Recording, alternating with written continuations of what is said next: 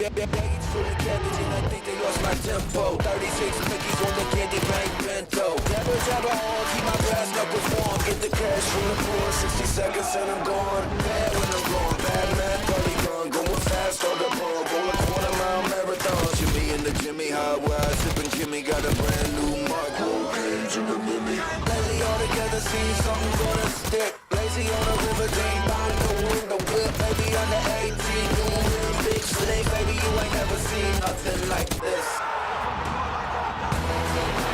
Nothing like this. Nothing like this.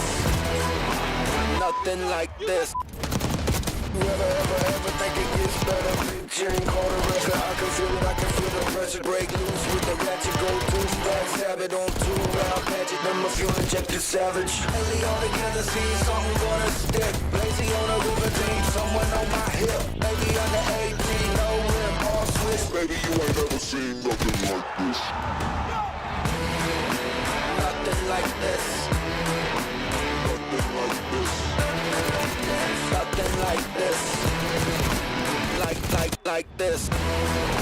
Nothing like this. Nothing like this. Nothing like this. It's Friday at Major 2, and things are already getting spicy. I don't believe it, folks! They're winning their gunfights, they are dominating. Surge looking at 3-0. It was great. She told me to lock in. That's what I did, so.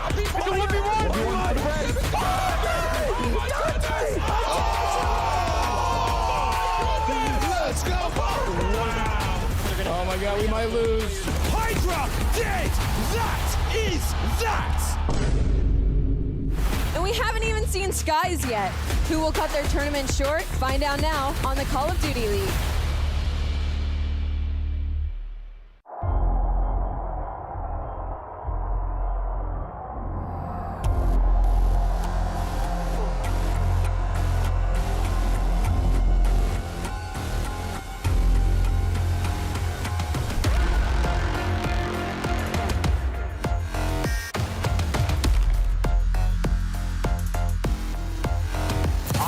Just doing whatever the hell he wants right now, Alec.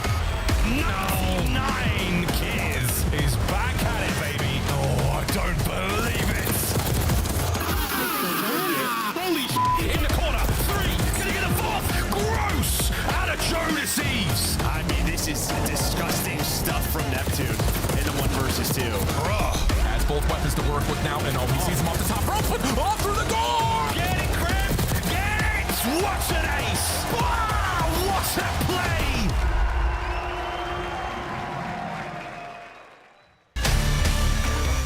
Welcome back to Texas, home of OpTic Gaming, where already we saw Scump taking on the world in a 1v1, but now we turn our attention to the active pros, as it is a battle in the elimination bracket. You survived today, you're playing for some serious points and an opportunity at some cash. Welcome in, everybody. Chris Puckett, your host here at the desk, and I've got a very special guest who's fired up this morning, well caffeinated after the ring ceremony. We have the one and only Maven. How are you doing, buddy? I'm doing great, man. I'm excited for day 2. Yesterday was insane, right? We had some truly wild results. Got cast the 3rd match. I'm in here early. Already ate a lot of food, and I'm ready to vibe. Ready to rock. Allie, we had a huge day of upsets. If you watched our first major, we saw an 8 seed take down a number 1 seed. What happened again on day 1? What happened again on day 1? I mean, it was just 3-0s after 3-0s to start the day, and LA Thieves get sent down to the elimination bracket. And you know what? We talked about it, too, of like teams doing really well during qualifiers, and then when they come to major, they just get bopped on day 1. So, Nameless, let's dive deeper with the LA Thieves. They were the top dogs, 7-0, a perfect record. Boston Breach, we were considering them on the way out. They get one last win over Miami before this major, and now they take out the Juggernaut team. Yeah, you know, Boston Breach is like a fringe losers bracket team. We thought they were going to be losers coming into this tournament, and LA Thieves had one of the best online stage performances of all time, right? Didn't lose a match. They win our minor. They look incredible throughout, improving in all the game modes, and now you see Boston come in, take 2 hard points. Nobody could have predicted that. Just an absolute stunner. We get these from time to time. You can see the frustrations on Scrap's face, knowing that they're just so much better than what they displayed on that stage. We've seen it before, but it's still a surprise every time it happens, Chris. As we see Toronto Ultra, they came in with the number 3 seed, taking on 6-seeded Cloud9. Cloud9, a ridiculous comeback in map number 1, a round 11 win in map 2. They go on to 3-0 this series. I think this is one of those upsets where like people had it maybe going either way, but I think the thing is that it was a 3-0 and not a game 5 sort of situation. Cloud9 New York, after that comeback in map number 1, we talked about how important the hard points were and how important it was for Cloud9 because they've been a really strong map 1 team. Then they go on to 3-0 the Toronto Ultra. They are looking like a force to be reckoned with right now. Kremp on land is a different beast. And Gwyn, well, same thing. Compared to his online games, the numbers are not the same. They got rolled. And Maven, you know what? I want you to take this one. What did you take away from the Surge series? I mean, I had Surge winning this one. I just didn't think it'd be in the fashion it is. And yes, this is now back-to-back years where like Gwyn has been one player online and he has struggled on LAN, and that has got to change because the pressure is just going to build. I think he just needs like one solid like LAN event, and this will start to turn around. They have the Falcons in losers bracket. Okay, so well, if there's any match for him to slam, it's that one. It's very unfortunate because Carolina's such a button-up team fundamentally, and the rest of the guys played so great. Like, Vivid had a great series. He did. Yeah. Neat win. As we take a look at the bracket here, Gwyn and the Royal Ravens will face off against the Falcons, as you mentioned. Who has the toughest draw in that opening round? Heretics taking on LA Thieves or OpTic taking on Rockers? I mean, Heretics getting Thieves is like the hardest draw. You didn't expect that, but like, when I saw it, I didn't think about it being a tough draw for Heretics. My first thought was like poor Carolina. Because Carolina's a team that maybe could run into the top 4. I can see them repeating like last major. Heretics, I didn't really see them doing much this event. Me neither. They made a top 3 run last event to do it back-to-back. I don't think any of us had it in our predictions. But let's take a look at a team that could make a run. OpTic Texas is coming in with a brand new lineup. Sky subbing in for the 2-time world champion Kenny. And the fans here are fired up for it. They love this guy, a personality that everyone has seen and knows in the community. Now we get to see his gameplay. I want to have zero expectations for this team because they should not do well. But like, think back to last year. They went 1-6 in qualifier 4. They got top 12 at major 4. That was not a good team going into champs. No, it wasn't. They still won it. This crowd gets roaring. They get vibing. The drums start beating. Hector's dancing, and anything is possible. So as much as I don't see them making a deep run, historically, when they play at home, they got a shot. Why is Mr. Bueno so loved by the community? What does he bring to the table, Allie? He's just vibey. Like we saw the interview with Scump yesterday during the show. Like he brings really good energy. He is a really solid AR. We have seen the Peak of Caesars guys. We're talking about a world champion here who, when he got dropped, obviously we're all shocked on LAG Gorilla Mates, but something had to change, and now finding himself on OpTic, not only a dream come true, but he's similar in Kenny in a way of average placement 5. You know, he has some event rings. He has a ring under his belt. He's played in front of this crowd before, and now it's going to be cheering for him. I think this will just elevate the kind of player he already is. We already got a picture of him in a jersey. That was fast. Sky's taking the stage in a little bit. We'll also see the French lineup, the Gentlemates. LAG has been struggling. Yes. They made the change. They put Skies on the bench. They bring in Lunars from Challengers. They put Priesta back in the starting lineup. Is it working? No. I mean, to say it, like, I mean, you look at this team coming into it, you expect them to be pretty good, but they just haven't been able to figure it out, right? Like, Split 1 just so bad at search and destroying. Like, we have to make a change. We don't know what to do.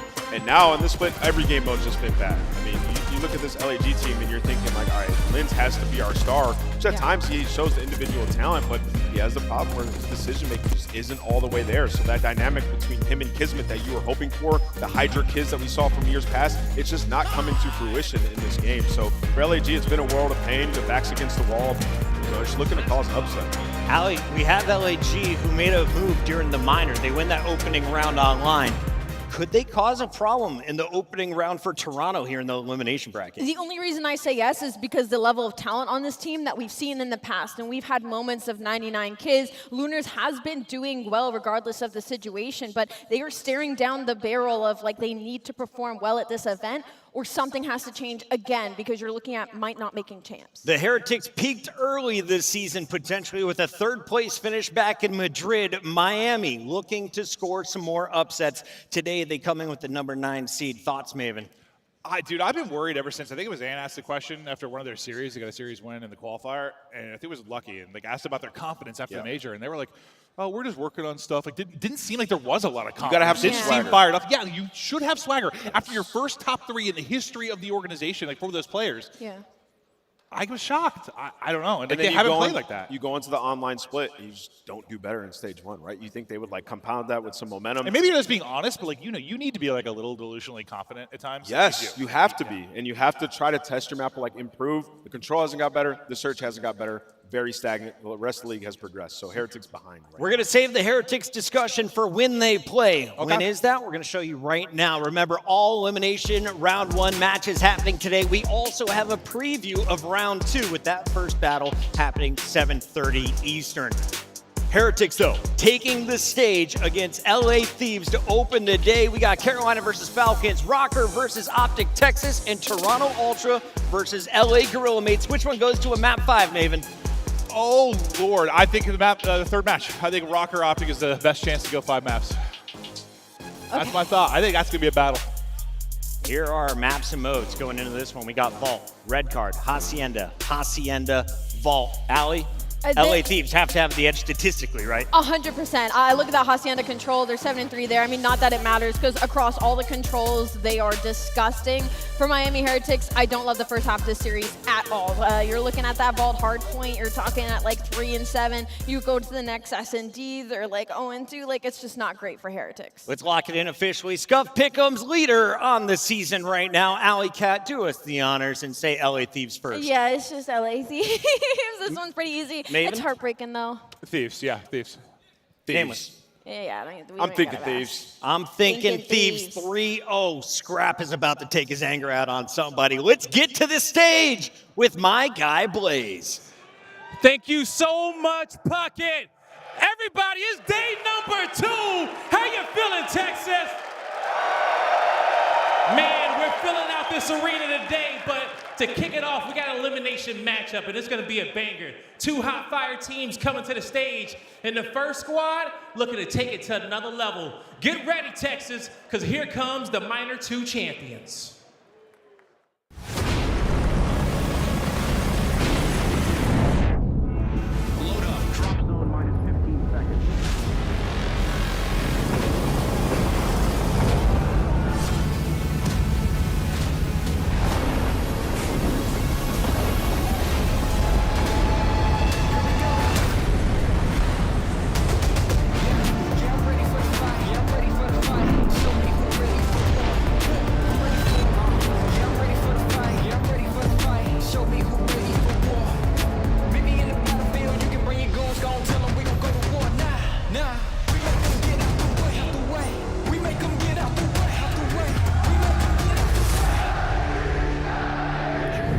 Make sure we're counting names, listening to each other. Listen. This time, we take everything. Texas, get loud for the LA Thieves! Coming down the tunnel, we got Scrap, Hydra, Envoy, and Ghosty. The LA Thieves know it's a new day and bringing new energy to the stage to get the job done. Make some noise for them, Texas. Let the redemption arc start now. It's losers round 1, but they have to make a run. They came in as your number 1 seed. They lost yesterday, but that's in the past. They got to focus on the task at hand. Right now, that's Miami, and it's time to bring them out. I'm ready to bring these boys out because we never know what we're going to get from this team. And today they ready to leave it all on the stage. Vamos! Because here comes Miami.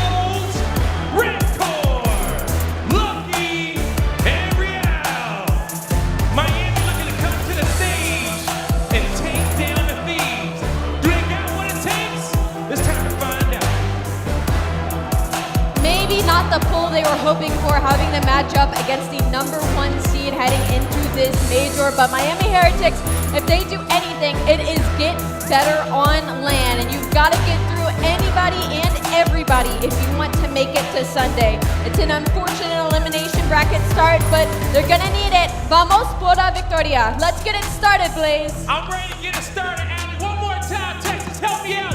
You guys ready to get it going? Miles, kids, let's get rowdy.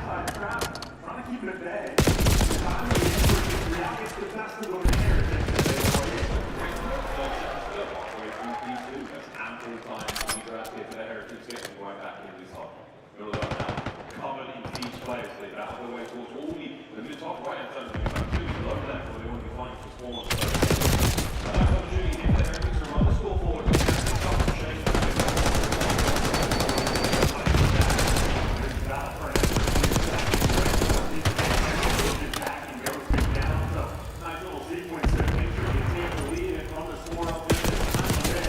And get the kill as well. A moral victory in the long term.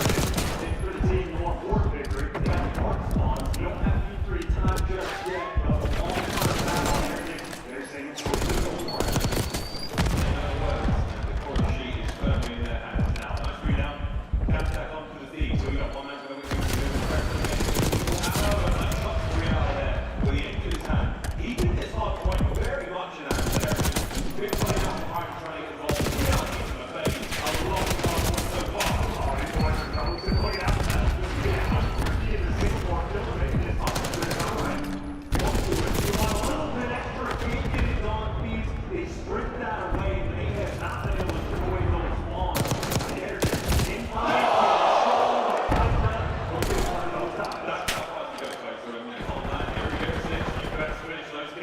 Here we go. A massive opportunity again to get a break from the Thieves. Only man that's allowed points to be built from upstairs. It's not even in the time. This team is supporting into the time we go. Scrap is taken care of. And now, Hydra in the back line. The last man up for the Thieves. Yeah, backboards the protector though. You see Hydra on the back line on the right side. He's trying to pick up bait for a Hydra falls. The reinforcement never came in, and Heretics perfectly coordinated. Everything under control of Scrap. This is desperation to try to make it through, but Real is having the juicy still. 30 seconds to that initial time. Heretics, they have not slowed down. Not on the top side. Absolutely crucial defense right now on P4. Hydra managed to find a window. An open door as well. Here we go. That is unbelievable. This is another back man. 13 is a 4-3 form. He's getting those kills on time. A high-pole player, when he's on point, he can take over, and Real have been doing exactly that. How often we see Frank Ford get the hand of the speed up, only 84, not 82 after. Happens for Heretics. The game plan is on point. They are perfect, taking advantage of LA Thieves, the slow start they had. That's it. What a close with that. We see a here for Heretics. Nice read out. LA Thieves, second set. Can you turn the tool around? Scrap. Love the work from Scrap. Back line. That's B2 seconds. Moving out. This is slant hit up as well. That's a 3-3 from Envoy inside the time. Scrap a couple in a row. Goes to take the ball with Heretics. This is the moment to make sure. Flip the switch. Either get this on or get this on. Real going to take away the time. There you go. The goes to spawn and Heretics stabilize. Seems to have that strong with Envoy. When it's deep and close, that's when he really picks things up. That was a 5-3 by the time.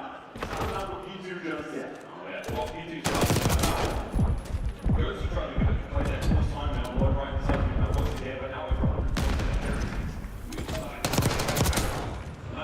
Scrap they get cut down. Now we've got Heretics in control of P2. They don't lose the rotation. How? So far, so good. That was 16 and taking care of the half ball. Actually, he gets finished with the great roll through. I read the pickup too. They go from that very nice to Scrap for one, and now he went clean 4 down on the break. LAP, first time in a long time. All sides of life now. The curve is right now. Heretics rule the red corner. Strikes first. Go to one. Trying to cross. Goes to lead one. Nice shot. Goes to involved as well. 3 this. Yeah, get up to the first point. Goal as well. Hydra on a 5. Leading through.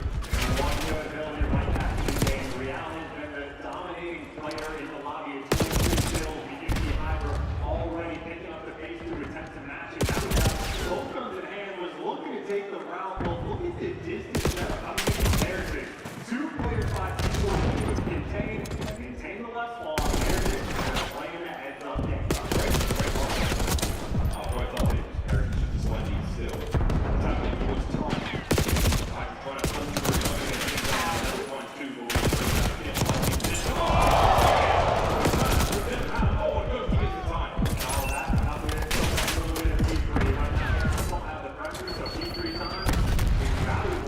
You see that 8 rolling through Heretics. Look at how it's going there, being the LAP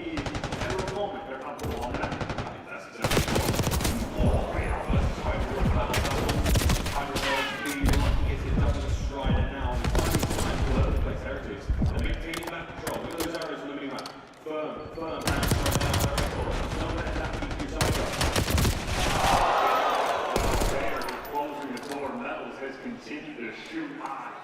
And go deep well, top four high, maybe in that little moment, but either way, it is just another P4 for Miami Heretics. They've done the hard work. They set themselves up.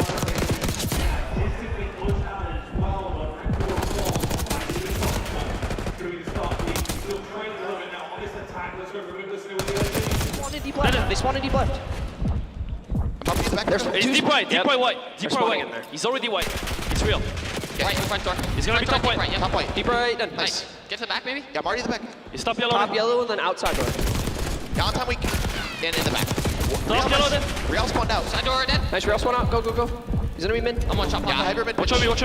Real's on the line. On the line, Real. Side. One shot on the line. One shot. Absolute on time. Nice, good job, bro. Nice. Hyper side door now. They can go back door. Back door. Side door as well. Side door now. Side door, yeah. And one more out square. Out square as well. Yeah, no. Two side, one square. Two side, one square. They're gonna spawn us in the back. Yeah, we already flipped. I'm killing this guy full. Lucky square. He hit elbow. One's On open. I mean you.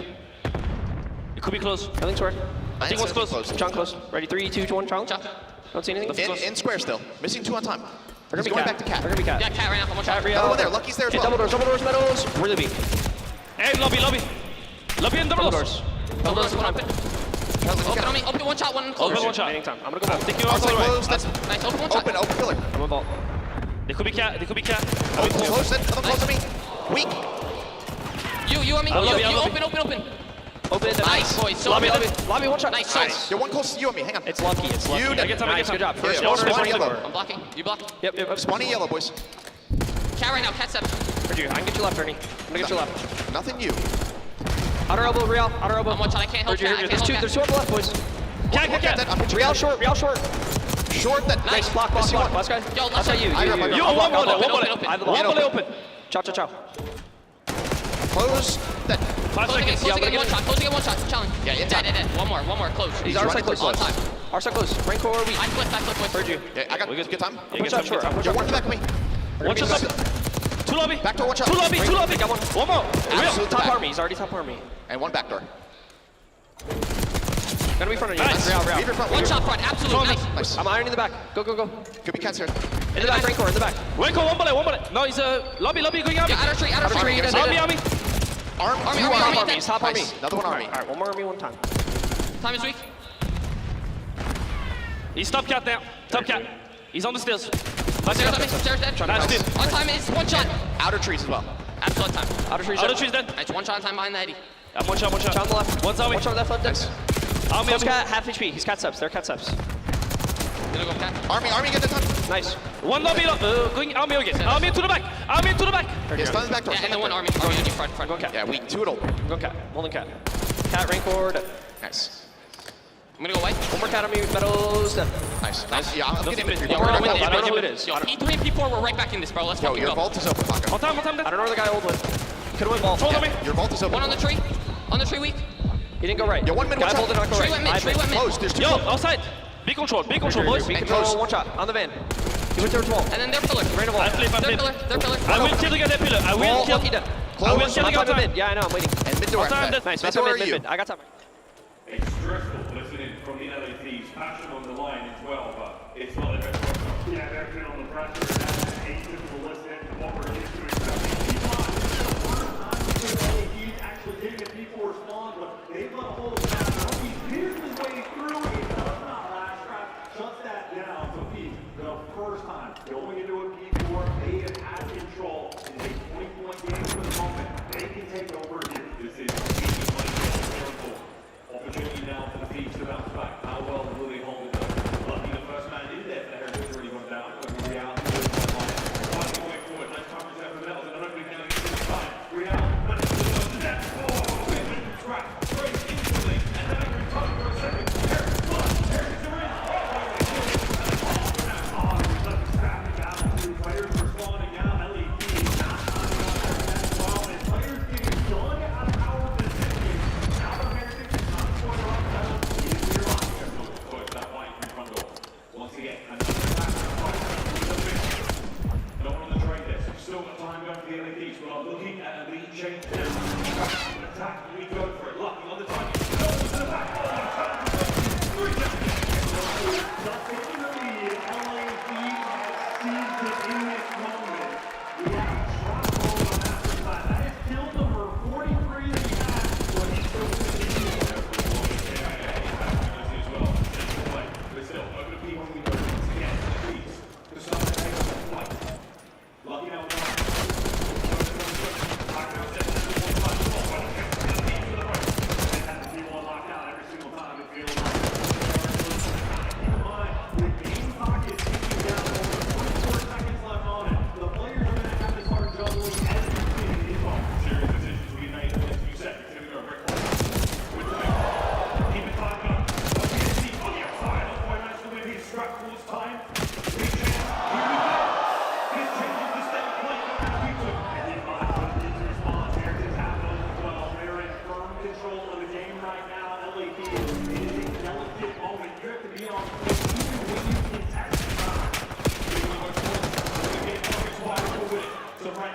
Heretics with an overwhelming advantage, 25 for the win. Looking for the team to play. Heretics with a wide setup. Hey, look, they're getting off time as well. They're trying to put on this pressure. 14 seconds left on the game clock. The force their rotation. Lucky. He's getting off and they are playing people away. 1-10, you have to go time. Here we go. Scrap back in the time. He's coming along. 3 seconds to go. High was easy. The 9. He's got it. The 3. And Heretics is on fire. He's got it. Up high we go. They're leading.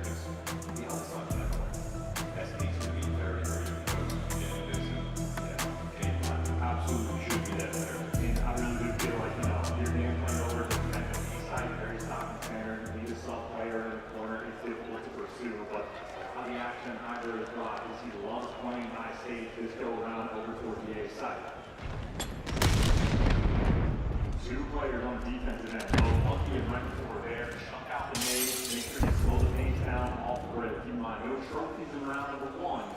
Taking a little bit slower. Thieves are letting Envoy get to work. He's broke glass. He's trying to pull out into the air. It's getting great to take down Real. Keep in mind, the stage battle, there's Lucky playing the cheeky underneath spot. This is just going to slow him down. He gets a 3v with still a 2v2. Lucky gets the combat to his teammates. Hey, Levon Perry, where's over by the A side. Absolutely, yeah. I'm the sky right now, Scrap. Always going to play this very well. Hopefully, he doesn't give away too much. He's got eyes on the middle of the map. I think he's wrong. That's a big win. Oh, it's close. But not without a counter. That's why they're backed up and beat him. Accident. That was well. My goodness, 24 seconds to go. Yeah, we're going to go with his bomb out there. He's got one. It kills his line for a get out. And Scrap was good enough now to stay alive. That Renford just gets caught. I'm looking at it now. I think that's patience there for Hydra. Ability to stay alive there from Scrap. Good enough to get him around 1 win. Worth his weight in gold after a round like that. It was 2-2, it could have been a 4-2 the way he was playing. Tons of information, great shots, nice damage, you name it. A lovely start. Thieves up by 1 on their offensive round. Swap sides now. My Heretics, great call on that. So I feel like that's a big round for Thieves. They did just to see the ball go through that. There's a lot of fun, a little bit. Bounce back from that number 1. The Heretics attack. Towards the middle of the map for the moment. Back out, Scrap will take his space. And Real's got every bit of it that he wants. He's made his way up top. Now in just prime position to be able to go for trades or just wait for the comms from his teammates. Exactly what he and Scrap found the first blood for Real. Each other handled that very well. A first blood and a big spread now from the LA Thieves. Lights on the far side of the map. 2 plays now remaining over by the bomb sites. We'll see Hydra in a moment. That's very much a long way away. Trophies in play now. Bot flying. Here we go. Yeah, Monty going underneath the stage. Real picked up the second kill. I mean, Monty's done enough. Get it one side. The trade comes through for Real. He's looking for the ace. Ghosty. Last man alive at 1v3. There with the jackal. What an ace. I mean, look, 48 kills he got, not number 1, and ace on their first offensive round. Quite literally, Victor threw it all. And that first kill he had against Scrap. Scrap clearly had a heads-up play that he was in that window room, and he just got dealt with goods. Real has not missed a bullet all day. Plenty of time for that to change, but we're inside the stage, certainly feeling the heat right now. Oh, 1-1. But keeping an eye on Real, he's going to be looking at streaks in a moment again. That's definitely not CXD. Not terribly far away. Taking the Hydra, the Phenoms, scuff control of it. Going through the middle of that now, he's going to find himself a lot of trouble. Waiting for him. Can he sprint time? Oh, great ball, that's timing. Last time that's the right medals.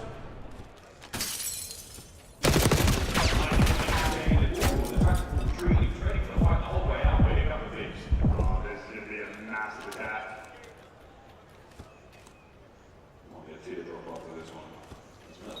Oh, he's managed to take a little bit of a route. Too many lines to worry about right now for the Thieves. They've got coverage. He does have a concussion and he's sick to work with, so. Oh, that's the kill. A signal really run out, and that was enough to get. That Symphony will go unfinished for medals now 1v3. Not too many options there. An attacking round shootout. Praises of Real for getting the ace in the previous round at 5-1. Well, there is Hydra to match him. He went from one of the worst performing S&D players in stage 1, now Hydra, one of the very best in the game. He has had an electric turnaround in this stage. It is just about bringing it together here at this tournament. A solid start so far. 5-1 versus the 5-2 counterpart. Fantastic battles on the board. So we might not be too much of a plenty of pressure. Full HP metals now, it's ready to go. Once again, you don't need to hit the bottom of this one. So both his leads or tactical on the push forward. Real heavily tagged up, notice the beat bomb side to tackle a little bit harder.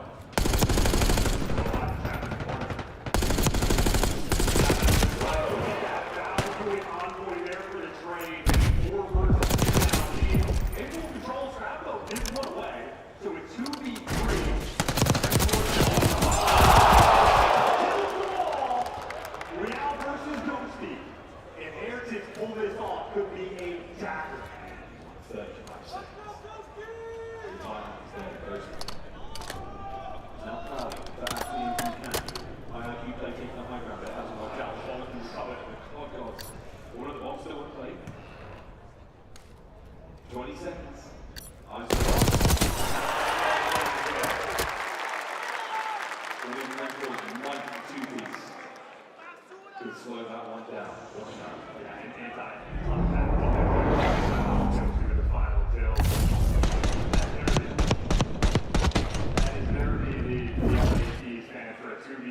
Turn that quickly. I mean, look, Scrap was flying and lucky he did the trades when he got traded out. He wanted to kill Rainforest desperately as well. You can afford to make a mistake if you got a man advantage like that. You got to be very careful how close that can be. 3-1, each time to get going here, we're going to go. Mel's hits on board. He's had a couple of first bloods. We beat blood. The perfect change here.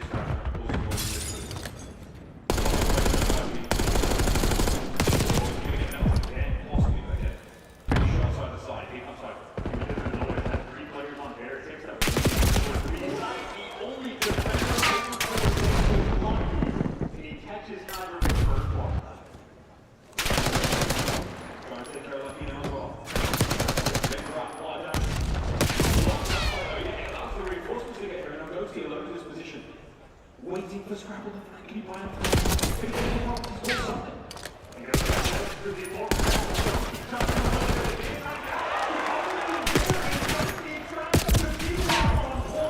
Real needs to bail his team out. Scrapping Ghosty, the finesse in that moment. A major factor why their S&D has been so good, and they get the bomb down as well. This is to go up 4-1 on Red Phone. That's unbelievable teamwork. Real now in an unfavorable position on the retake. Nothing but his trusty Jackal.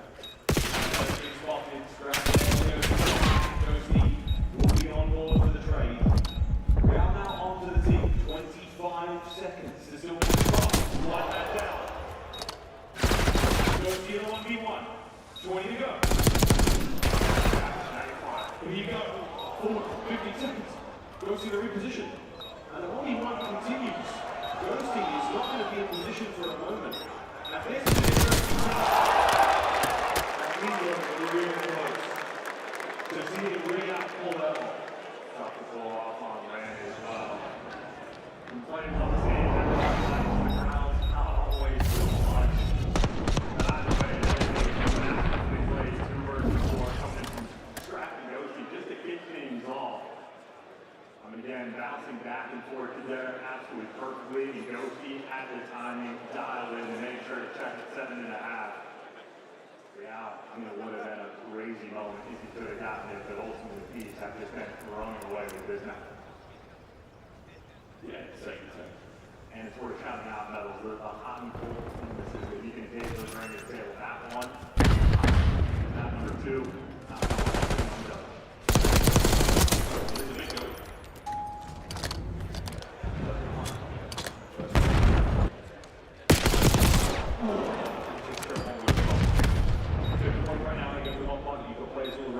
If you're the Heretics, you've got a right back, 1 or 2 times to the good news is on the leadership keeping it up. So now it's 1 numbers towards the front in this 3v3. That's why it's purely just. And they did, well, yeah, Lucky's going to fall. The front man is going to be down at 2v3 clutch. And Trap's been calming out with his players the entire time. We're now trying to get the last player, and there it is. Goes to the fuse, not point for the LAT. Monsters, and again, they're playing sort of a one-and-done spot in towards P2, just kind of hoping they don't check it, because if his teammate is underneath the stage, there's no coverage, and as soon as they get that kill on Bucky, traps on the entire time. Guys trapped in toward Bob. You got to wait for it. They might have this series. Heretics, they might have a game plan, but Thieves right now just looking like a better squad. First blood's been on point. The 2v4 clutch they had also on point, and Ghosty right now stepping it up on a 6-3 so far on this map. We talked about how much hard work the Thieves put into this. Prudent, obviously, is there, but it is seem to come at cost right now on land. The hard point does not with that. Also among the cards, on the way towards B. This is Real versus World. Everybody's coming. Here we go. Position. I love it.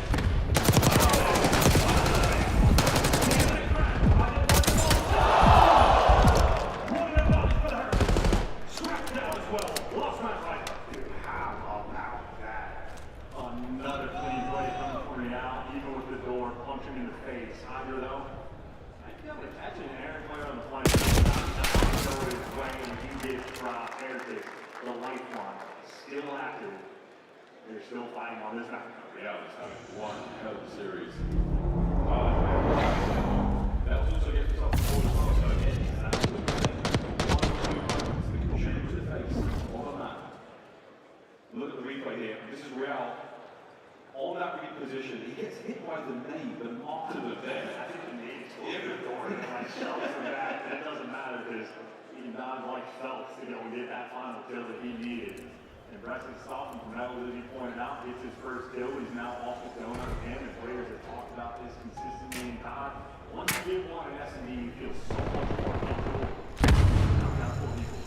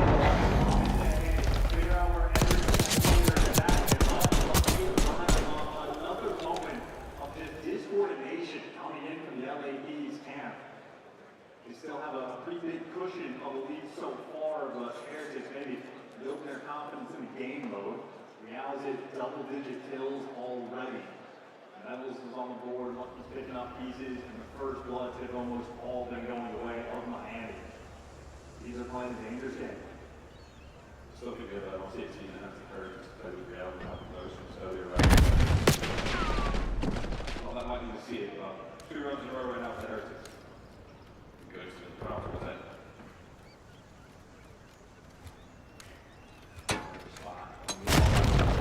Almost be a one and done for a situation. They do not have a lot of support in this moment. He gets the first one, and he gets out. He gets out. Oh, and he did not walk the point in the jump blue. That's the main way for Real. It's all going out right. Great positioning for Ghosty now. Gets rid of Bells. Gets the ball back in the hands of the Thieves. Just on the move. Oh,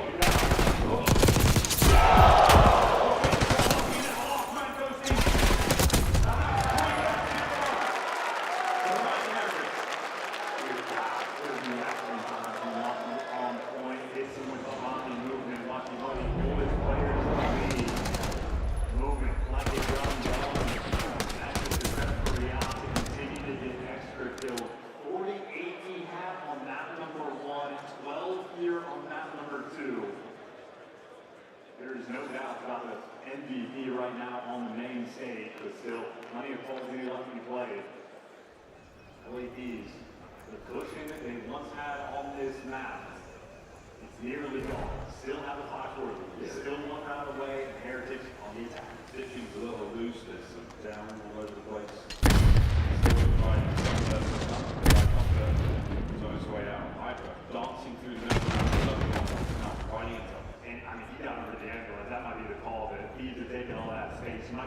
go to B site. Envoy's here with the door open with metals, and then it would creep up as well. Right? And Envoy here for a while. 12 years after that first one. That's 5 feet. Real on the other side of the play day. That's 1 out. Look into the next. That's a nice slow play here. Still the ball. He in red call. The last remaining members of red call's all alone now, doing 2 minutes apiece. Lacking 2 of his own.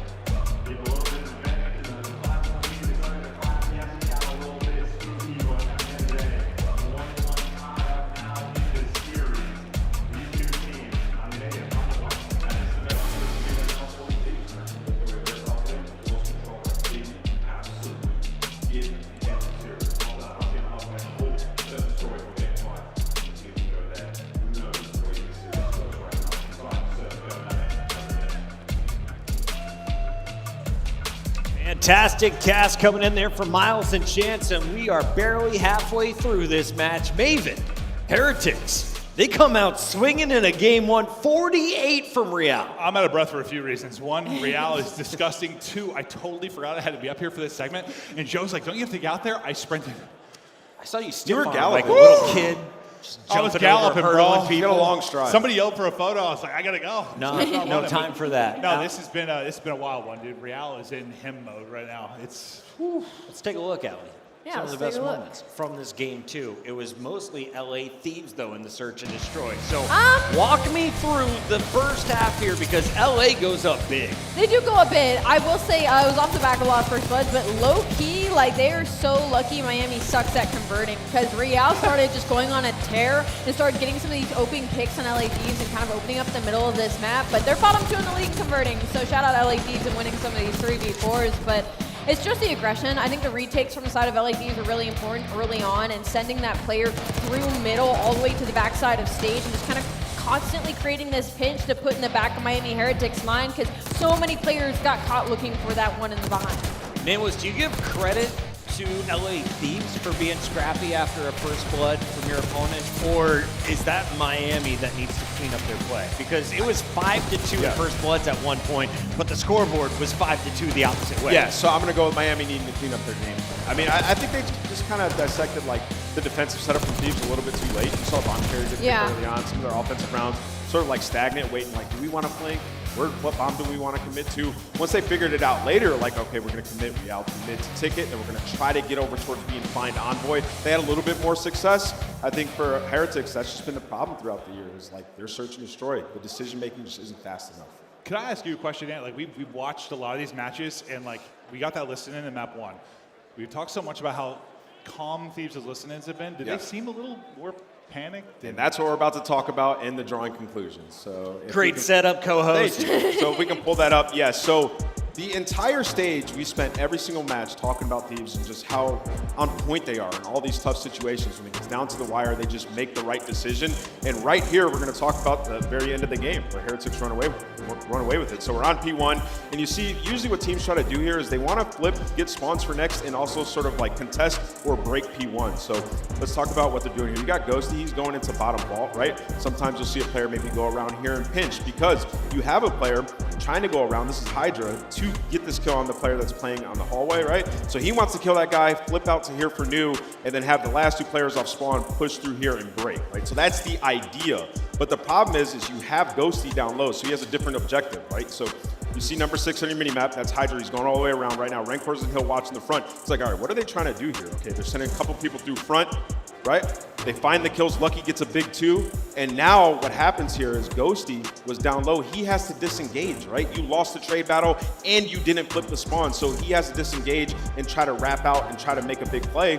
And now you're just kind of staggered on rotation towards P2. And this is something we did not see from Thieves. They were so on point. In that situation where Hydra gets the first blood, a player would have flowed down hallway on the online stages, find a follow-up kill, they would have flipped these spawns, and they would have been in position to close this game out. But right here, you can see different objectives in these players' minds right now. Thieves, a little discombobulated. Well, I think this is why, like, you know, when Joe and I cast our last match, Joe said, sometimes when a team is not tested, it shows on land, right? You're not tested in the qualifier. And I think from like a comm standpoint, you really heard that. They were so calm, so chill. Everything was coming so easy to them. Then when you really are tested, it just felt like it didn't feel like frantic like some teams That's do, weird, though, because they were like perfect on all of those situations. No, you're right. You're right.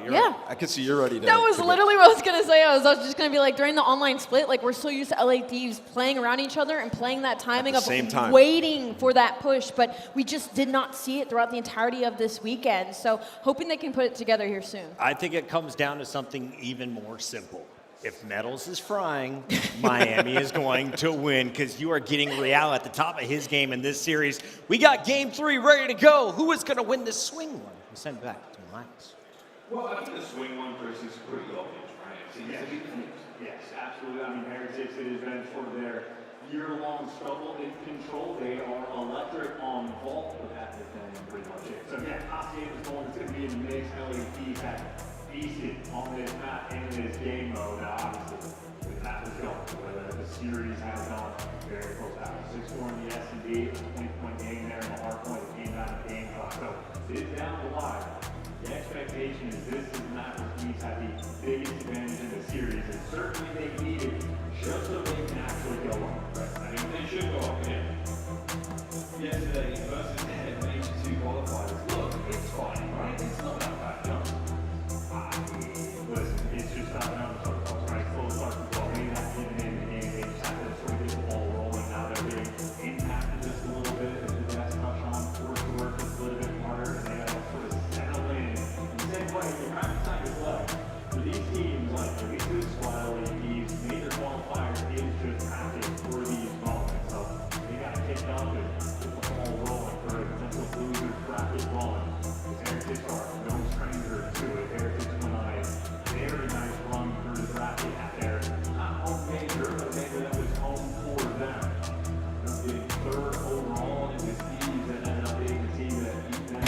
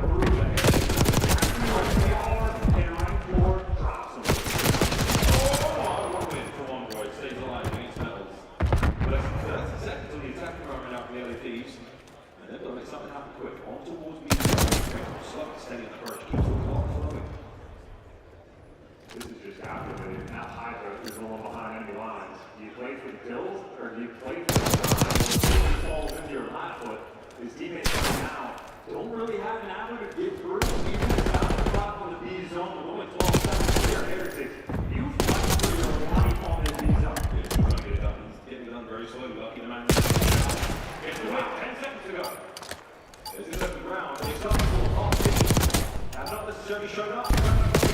Wales time cutting it down. Envoy 4.8 seconds. A little bit of war coming out.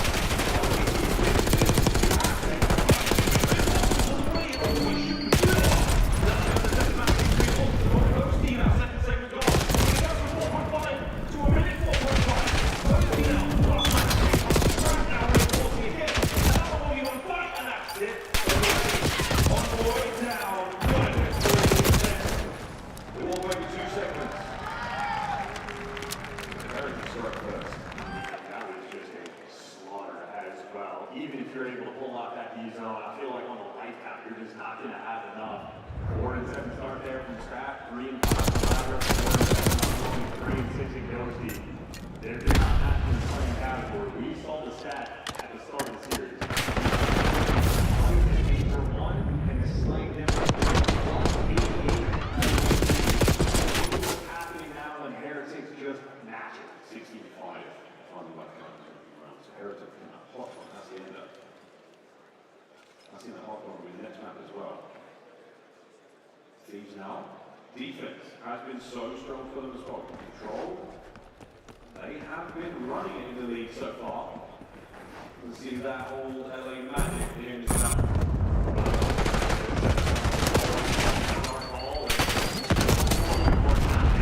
It just did not need it. Another opening break there. One. Ryan. He's got eyes on Hydra. You see that? It's the Hydra. As well. No Hydra to be found. And this is something that's happening. A player box. Had a guy on time. And now they executed. Going through pedals doesn't get caught. It was just like to be smarter to keep away from my point. 2 ticks away is golden. That's on the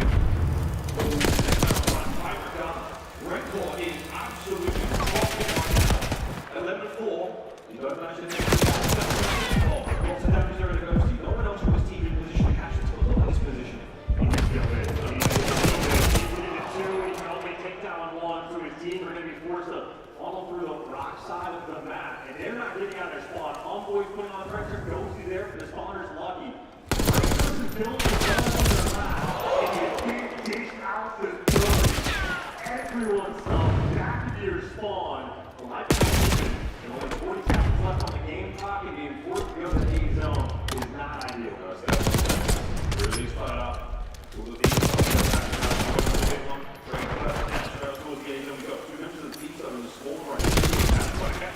So, target is done. Still not going to make their way up spawn either. Heretics. This round should wait for a close in 20 seconds. And the nice one is going to force to go over towards B. He's got fun. He's got his teammates there. Did not really get a good point. Over again, off time at the live boost. Less than 10 seconds to go. Can you catch these players now on the transition towards B? That's right. They're on the capture. It's all good there. And he's still up. Good win.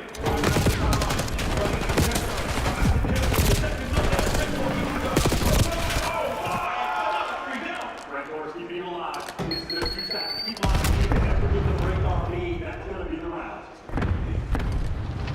Second complete.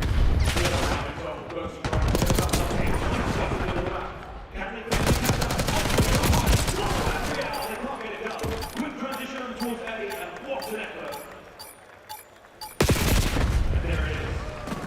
1-1 in the right count. That is a huge round from LA Thieves. Heretics are trying to cook up something special. The strat they had off the opening break and the setup on the minimap.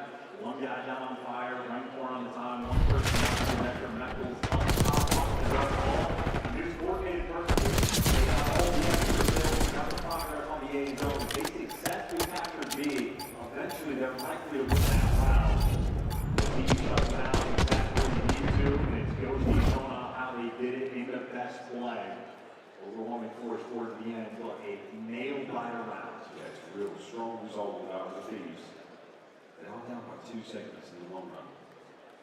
Something that may bite them in the end. Defense, all round 5, currently going towards the Heretics. Let's see how this round goes for the Thieves. Well, every single opening break, all 2 of them, I think going towards the Heretics. They're looking for a little bit extra, and they are wanting to keep it.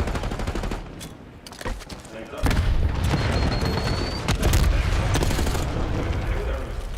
Ghosty teammate, so on way up to the left now.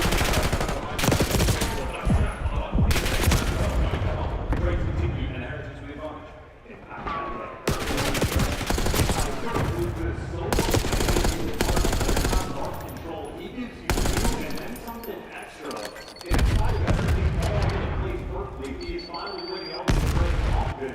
They get a single pick of progress on B, and now a very scattered mini map. Oh, Real, what a win! Back and forth we're going. Slightly less emphasis to close range in Black Ops 6. Understanding. Tagged up in a big way, strapping new captain of these now all tied up in the second department. Red corner 4 comes to the close, and we've got something to win here. Well, Frank Ford is not bad, and he's more than one.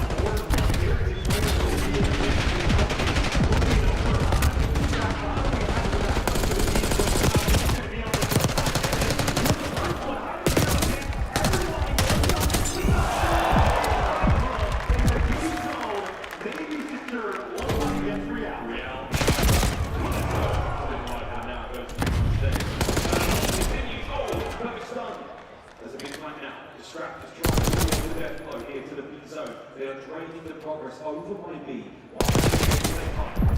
He gives you 2. You feel like the B zone eventually should fall to B. Working the B zone as well. We'll take the extra take, so nice progress on A as well. It's up LA long term. The time on the clock a little bit concerning. 40 seconds on it. You still got to be careful. Trying to kill some other places like this. Goes you back up to B. 30 seconds on the end. We can stop that right now. We have to.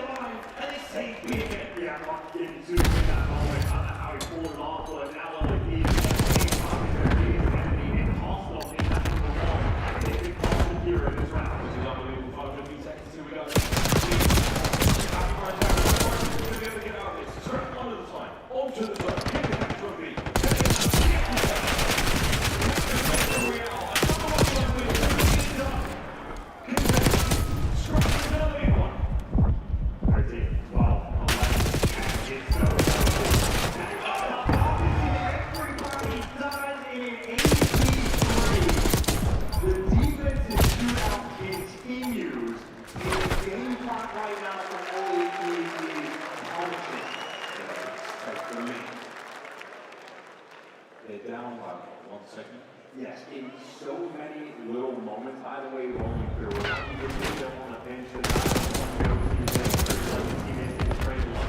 Somehow gives you an extra 2. This is the opening break from Hunter, which was in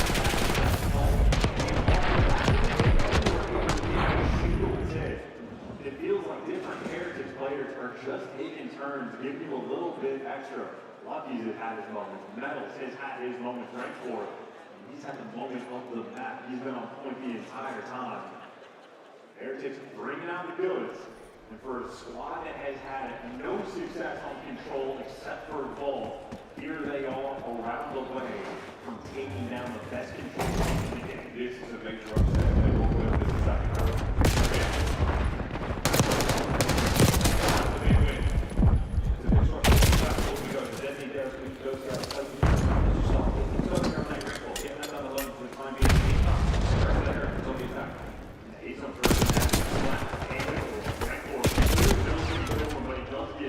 his teammates lose the ball control as well, and Envoy with kills down low means Real is the only one alive for his team. He wants to find a few but the time is not going his way. Just trying to finesse. How much of an impact we have by second? Lucky making the flank run towards office as well. So lost that position now. They can strike at the same time. They're going to be able to make something happen. Lucky now. His presence still unknown. He can't make too much happen without teammates to back him up. They've been taking care of him. As I said, you have to be some sort of distraction with your teammates. Spawn. And what you now, he's going to be overwhelmed for Heretics. That is a big off the game clock, and they can achieve You managed to take that. Absolutely safe. That single second on the way the Heretics are now with 21 seconds to go. Johnson, this has been a very, very good ball. Out of the Thieves. They're looking to force the final round. The defensive shootout might end up being every single thing of progress is going to matter. Heretics a little bit of pressure on the game. This is what it is to a good shoot. Keep it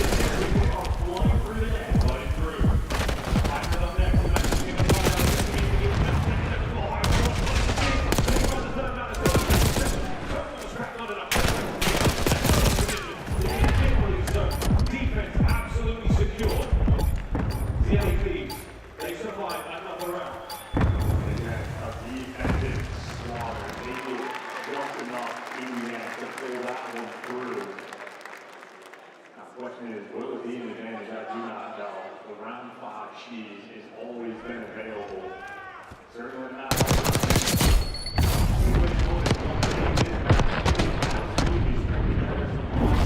Wins, but these two teams struggling for it. The defenses have just been on point. One final round. You're in control. Here we go. Thieves on the attack. The pressure here is immense. This is their game mode. They are running all stage long. Heretics looking for the upset. Thieves. A confidence boost when they sorely need it. It's the opening jumper. Always on point. Dark ball. Control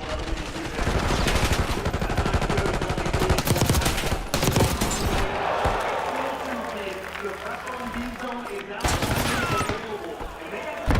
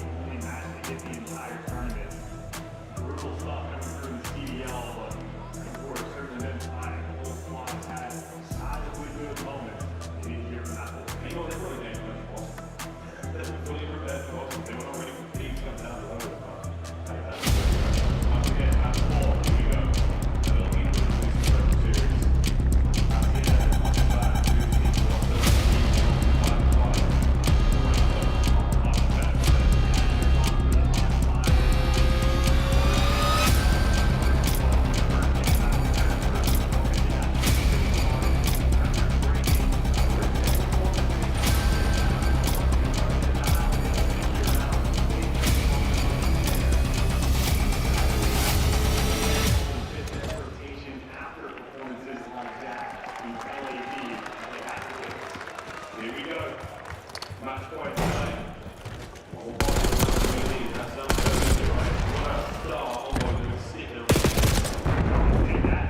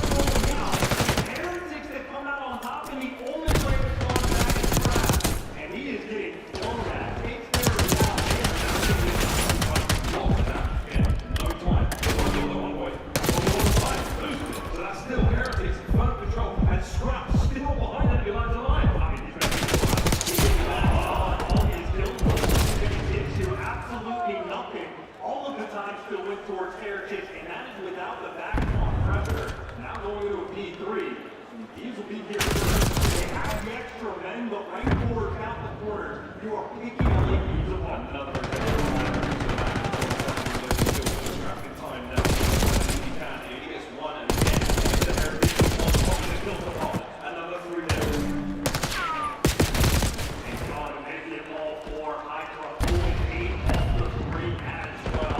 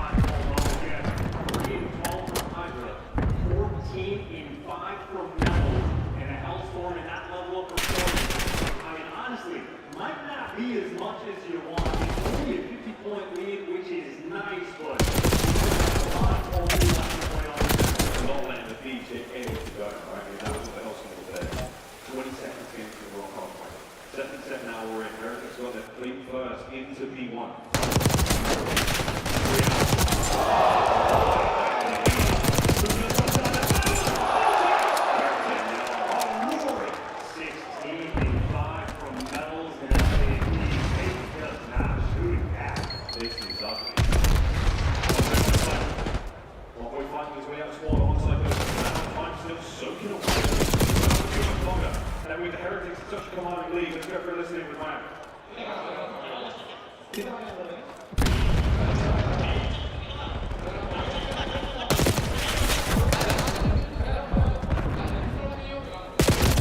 Weekend boy, el cuerpo es de arriba, el cuerpo es de arriba. Busca suelo, hay uno en caracol y uno en scrap. Estamos yendo de cara, Luki. Nice.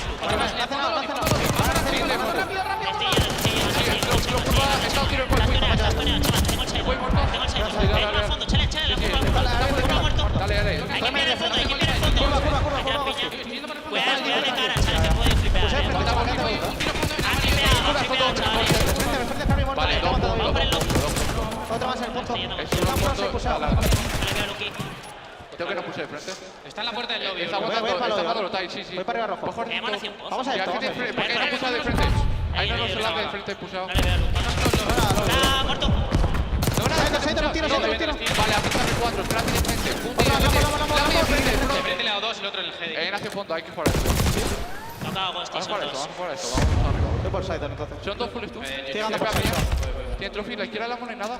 Sí, la por front. Voy tomando de frente, el lado derecho. Frente muerto, escame. Dale, tío, que tiene una bala. Corto. Vamos a cortar para arriba, plato. Sí, ahora hacia fondo, Arriba blanco, arriba Dale, blanco. lobby. Ah, muerto. Dale, lobby. Falta uno, ese es el punto. Es que la pi muerto. Van a contarse Tú, caras. vale, ya te Vale, tírame el medio, Chema, tírame el medio, el P1. Tengo el pozo yo. Tengo yo pozo. Doble. Literal en team. Doble va de cara a Iner. Te va a subir sin el récord. Pero te vas a Paco. Salen todos de cara. Dame una bala, absoluto, Secret. Absoluto, Secret. Dale, sí, Secret vale. dentro, está la esquina. Falta de cara. Vale. Tiro, bro, van a posar abajo. Vamos a chapa detrás de chapa. Está con los chapas. De cara a Paco, muerto. Falta de punto. Niner, no, Ponche. Por tirar cara, está Wiki. Dos Iner. Son dos. Vale, team dentro. Sí, Ahí se va bien, Está Niner. Niner muy tocado. Un tiro. Y otro más para Ponche y Derecha. Paco, Una bala en te va derecha. plat. Son tres Oye, enemigos. te vas a pillar Te van a ir de cara y medio. Voy a jugar de cara a la voy a jugar de cara a la Estoy pillando al medio. Es una de frente.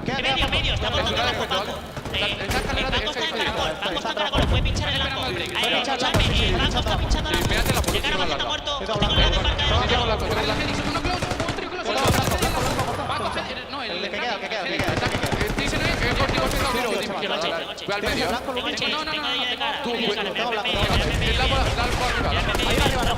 Son dos de cara. Un tío que no se crea bien, su lado, chaval que a su lado. Buscamos cuidado el agua a su lado. Cuidado el agua, buscamos se crea bien.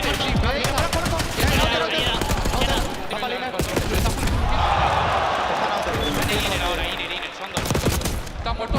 En nuestro lado de Iner. Está en nuestro lado. Absoluto rojo arriba. Son dos. Va a ser para Secret, Vamos a pillar la bala. What a hot point, folks. Heretics, a slightly now as an unbelievable second set comes to a close from Thieves. They're outplayed by 20 and they have just lost the lead. You're having generation bad performances out of some of the players on LA Thieves. And if that is Hyper's bank, he's dropping 3 pieces like that on Rocco to keep his team in it. I mean, it is a tie-up game on Team 1. It's going to be down to the wire with them.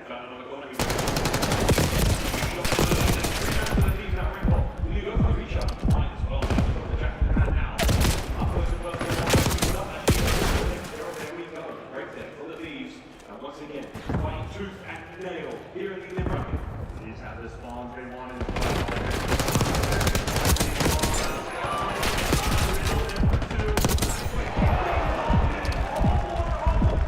And the spawn loop as well. A moment where Heretics. Oh, great out. Will be coming down. That's an intense second. Two still people to the left. Allen pulls the back door. I'm only one side. This has to be huge. The super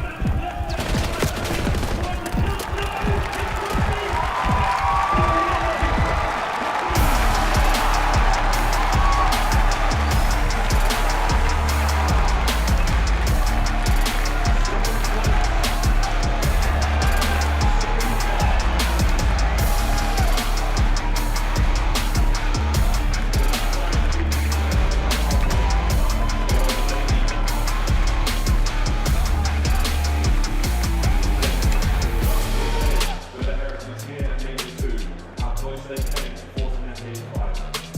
But the LFTs, but it's the choo-choo-choo. That's their rate. They care a lot about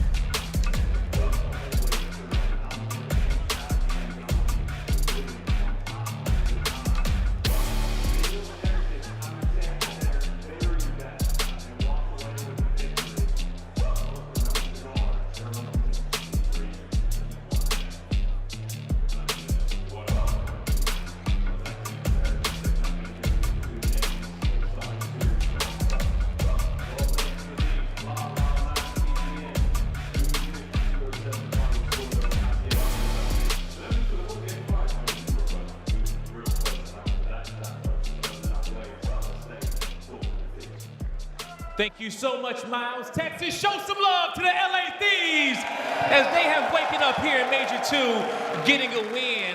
Envoy, the series, it started off kind of difficult for you guys, all right? But you managed to pull out the hard point in the end, lock up this in a 3-1 victory. Talk to me about what was the game plan in those final few moments at a hard point for you guys not to go to that game 5? Yeah, I mean, for us, it's really just bouncing back from yesterday. I think we had a really lackluster series versus Boston, but props to them for coming out, winning it. And yeah, it's a loser run for us. I think our hard point is just a little overthinking it a bit, I guess. Okay. And for that last map right there, I mean, we just stuck to the fundamentals, held the P2, and got a full 60 and 1. Definitely did play together very well at the end of that one. And then right before that, even in the control, you guys having to win a very difficult offensive round there, so you guys didn't go down 2-1. Talk to me about the final round in control, and what was the game plan going into that attacking side? Yeah, I mean, we played Miami a lot this year, and they always set, like, unreal pace. I mean, even Real had, like, 70 Ikias in the first map. In that first map, yeah. Yeah, you know they're just going to run at you, and they made it really hard the first couple offenses, just keeping us trapped in our spawn. But once we got out of our spawn, stacked the point, it was an easy round 5 win. Easy round 5 going into that map number 4 to close it out. Now, lastly, you still got a lot of Call of Duty here to play this weekend, but what do you want to tell these fans that's watching in the watch parties, watching the venue, that's came to support the Thieves this weekend? Yeah, thank you guys all for showing up. I know we had a bad day yesterday, but today we're making the run. All right, that's going to do it for me and Envoy on the stage. Make some more noise for the LA Thieves, and Puckett, take us away.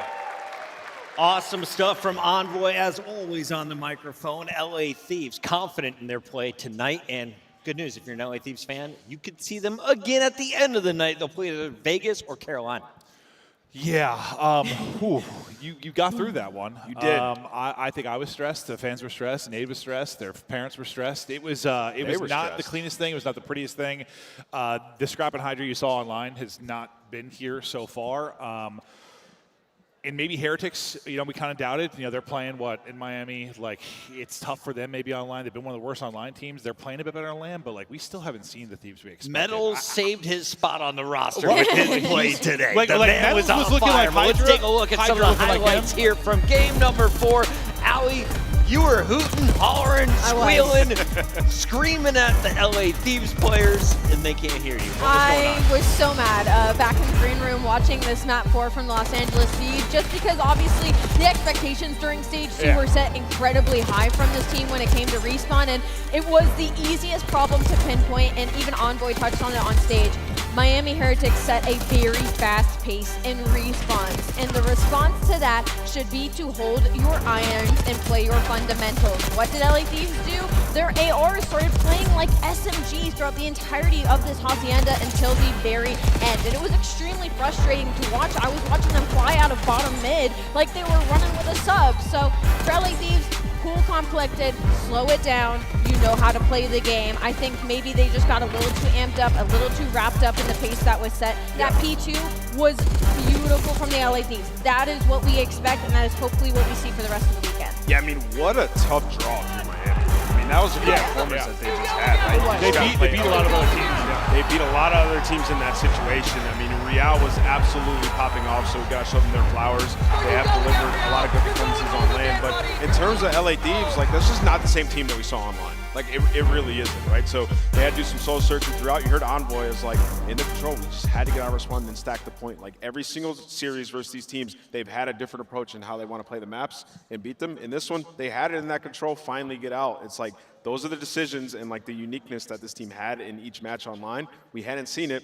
Glad they can find it in the Hit end. me with the Clint. I know you've been waiting. I just think, like, you kind of heard Envoy say it on the stage, like, we're overthinking things. And I think that's what you heard for, like, OpTic when they started to struggle. The second, like, when you're, like, a good team and then you're suddenly not a good team, you overthink every single situation. It's just hard to probably get out of that funk when you're on and also and don't have much time to do it. Like, one player being different, like, can just throw you off. I mean, you saw how slow Hydra started, Scrap as well. Like, Scrap had the most damage in the lobby, and that's crazy because of what Real was doing, but Scrap wasn't finishing a lot of his kills in the hard points, right? So it got tough. He ended up getting comfortable as we went on. I'm excited to see how Thieves, like, it's just the online to land, man. You guys want to talk more about Scrap and Friends? Here, we can do it in our Scuff play of the game. Take a look at this bad boy. It's the final round of Control. Swing game 3.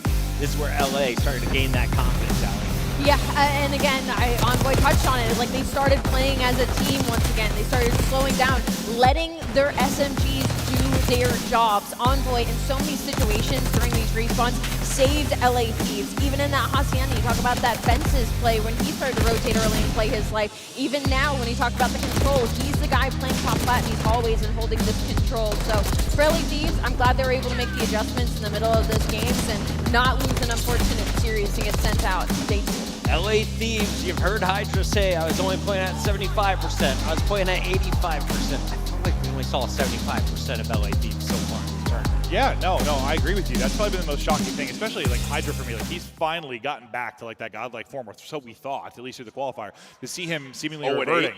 Yeah, no, we were looking there like, what the hell? Like, but he did win them the map. I mean, the Rock 3-piece up. solidified it for them. Yeah. Like, that Just was remind everybody, we have 3 of our top 4 seeds in the elimination bracket today. LA Thieves survived their first test. They will battle against the winner of Royal Ravens or Falcons. That'll be match number 2 on the day. We got Rocker versus OpTic, and of course, LAG taking on Toronto. But when we come back from break, it's a battle of the birds. Can Vegas get their first match win of the season? They're taking on a struggling Carolina.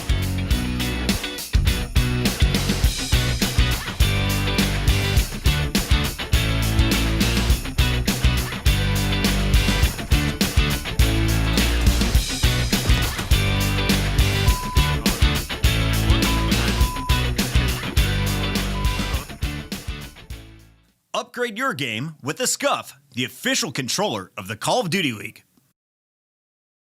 The Esports World Cup is an official partner of the Call of Duty League.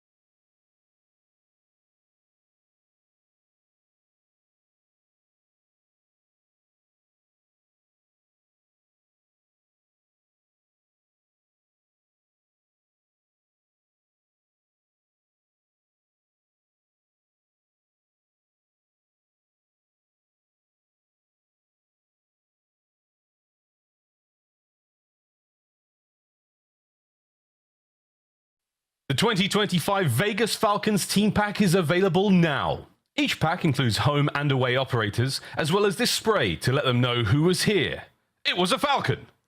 Next time you boot up, suit up at the in-game shop. I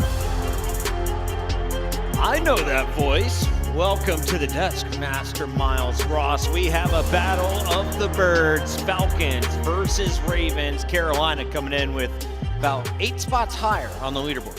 The Bird Bowl. The Bird Bowl. Last time they met, Ravens came out on top. TJ Haley still, though, fear in his heart. Doesn't want to be the first team to fall to the Falcons. This could be it. Not even one. He said, like, I know that we're going to be the first team to fall. So, like, he's manifested this moment. I had a chance to run into some of the Falcons players backstage. King he's just vibing. He's got a huge smile. He's loving the energy of Texas. We'll see how he handles Slashers Ravens. Before we get to that, though, we have things heating up in Texas, and it's time to play a little game, Miles. We call it burgers and fries. I love both of those things. You ready? And I love the game. I'm ready. Burger and fry, guess now. Oh, it's definitely a burger. Oh. No, it's a burger for sure. Yeah. It was on the way out. It was definitely a burger. That's a stinky burger. He gets right the buns. It's got to be a burger. He just has to be. Absolutely. Sesame on those bad boys. Here's Sib going to work. Final seconds. Attached quad feed. That's got to be frying. Oh, man. Ding, ding, ding. How many quad feeds will we see this week? That might be the only one. There's no way. No, we'll see a couple more. We might see some in this match. TJ Haley's maybe. That's disrespectful. Gotta get ready for it. Yeah, that could happen. Sib fired up after that performance. They went on to 3-0. Here's a look at a fry. No. Burger move. Dan Ghosty off the map. Boston breach. No, it was 5 headless and Giggle was on a 6, and so he was like, I'm not trying to give him the 7. You know what I'm saying? Smart. Don't feed them streets. Okay, let's go over here to Cloud9. This is game 3 against Toronto. This is Mackenzie Mounts. This is the schmoove. Mac has never had a burger clip. It's always a fry clip. It's always a fry. I can go back to MW 2 years ago. All right, we're going to different games. I can get you a couple. I'm talking about our segments. He took a season off after We always that give him score fry segments. All right, incredible stuff here from Beans. Free hallways. No, hitting the shoulder. The grenades land and the stuns slow you down. Sorry, guys. Trophies win again. Trophy hurts quite a lot. That's a decent amount of damage. That's a weighty thing to throw at your friends. Have you ever paid attention? How much damage does it do? Like 25. Yeah. I wish I could throw if a you're trophy throwing it at on a you guys. teammate? 9 damage. 9? Shout Why out not? to our mathematicians on production. By the way, production's been on point this week, Miles. Yeah, no, they have thrown me under the bus with incredible pace there. It's really good. Are you ready for this one? Yes. We got Carolina Royal Ravens. It's TJ Haley's team. Take a look at the best squad to represent North and South Carolina. Nameless, talk to me about the powder blue. Yeah, I mean, well, so far this year, top 4 in every single tournament that we've had. Even when they did lose their first match at Major 1, they were able to bounce back and make an incredible run. And even in our minors, just consistently under pressure, they have been able to deliver. We thought Gwyn was taking a big step this stage. I mean, in stage 1, it was really TJ. Slasher had some really good performances, and now it was like Gwyn's world. This is your team to take over. In their first match here on LAN, Gwyn was nowhere to be found. Lowest damage in the lobby. Like, you need that guy to be a star if you're to get to that next step. That is the story, and that's what we're focused on. In his third game, the man was up in the 30s. Is that not good enough? What do you need to see from Gwyn for you to be happy? I need to see him have in a tournament, prolonged excellence, like he does online, right? Taking over games for them in the clutch moments, like delivering consistently. That's what we see. Hydra starts off with a bad map. What happens? Wins them the game with a huge 3-piece at Rock when it matters most. Those are the type of plays that Gwyn does online. It has to happen on that stage. I expect him to get back to his normal self in this fight. He's should. playing against the Vegas Falcons. They are at the bottom of the leaderboard in almost every category. They have won a few search and destroys, a handful of controls, but they're still looking for that first match victory. Their weakness, definitely hard point. They're winless in a game mode at this point in the season. You're right, but there's no better situation for Falcons right now than this one. To pull Carolina Royal Ravens, you just took a map off of them in control, which has been their worst game mode, and then you kept the hard points within 20 points. So if anything, this is the ideal situation of setting yourself up to possibly get your first win in hardpoint and get your first win on land. And Exted, I mean, he's been unreal this split. I mean, across the board, the sling's been pretty okay for the side of Falcons. It's just closing out some of these maps they have severely struggled with. Yeah, I mean, they've been not bad at control this split. I mean, you're talking, they're 3-5 in it, and they won one versus Carolina. And when they did play Carolina, it was Exted who was frying them, right? So extremely comfortable. You know, they recently just watched their VOD, so just a little buffer on that. Approach to Vito is different here, and you feel like you have a shot. Miles, for the Falcons, you're not just holding an L. You have an arm overflowing with them right now to stop the bleeding. Can you stop this man? He goes by the name of TJ Halley. That's not easy to do, Chris. Very few have succeeded. Many have tried. TJ is a difficult player to deal with. Madrid was one of the most impressive runs we saw him have individually, an incredibly consistent play. Super clutch and search destroy, very destructive in the hard points.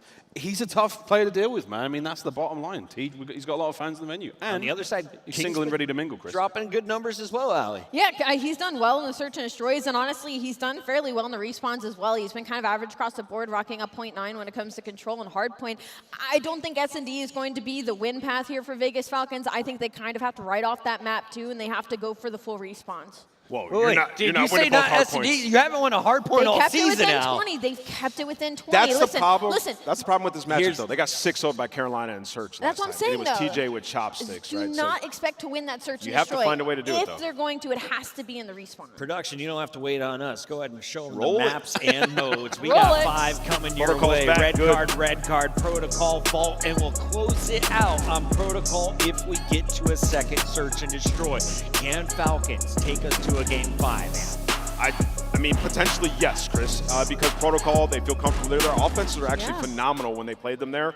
And that Vault, I mean, we've seen them get so close on Vault, right? We've seen Exit extremely comfortable on that map. It has to start with the game 3. Quick picks coming in here. It's our Scuff Pick'ems. Ali is leading everybody. You answered online, and I think most people see the 12th seed exiting. I got Carolina. Miles? If the Falcons win it, I'm getting a face tattoo, so in that case, I'm picking Ravens. Wow. I'm going to have fun today. I'm going to go with Vegas Falcons. Whoa! Alley Cat's going Vegas Falcons. Awesome. I'm going to go with Carolina. Feeling it. I don't know. Awesome. I'll get 11 behind. Don't Find Ali on Twitter. For now, we go to the stage. Let's get this party started, Blaze. Thank you so much, Pucky. And don't worry, Ali. I think we got a lot of Las Vegas fans in the building today in this matchup of the Birds. But who's going to strike first? It's time to find out, because the first team flying to the stage without further delay is going to be the Las Vegas Falcons! Make some noise for Wixel, X-Mid, King, and Doom. The Falcons looking to level up here in Major 2. Can they get it done? We've seen crazier things this weekend. One more time, Texas, as they spread their wings to the stage. The Las Vegas Falcons. Listen, man, at some point, you've got to get one across the line. There is no better situation for Vegas Falcons right now than to go up against the Carolina Royal Ravens for a second time. The slang has been there. The fundamentals have been there. They just need to keep the consistency through the ends of these maps. We've got to sell the dream, and they're looking for at least one, and there's no better place to do it than on land. I see smiles, I see confidence, and I think I can believe in this Vegas Falcons team. Time to bring out the other ones. Let's go, Blaze. Let's bring out their opponents, and you call them Royal Ravens for a reason. Get ready, Texas, because here comes Carolina.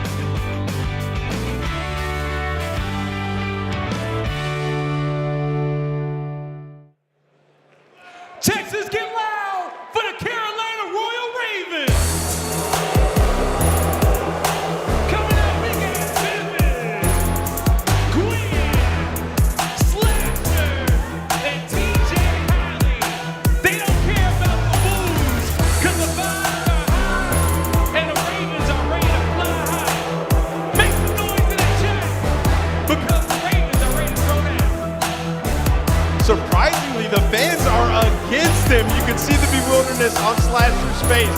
They have to establish dominance in this matchup, and it has to start early. You cannot be the team to lose a hard point to the Falcons. It can't happen, and it's going to be a banger. Who knows what will happen next, Blaze, but I'm ready to get it going. I'm ready to get it going. And Texas, you guys ready to get it going?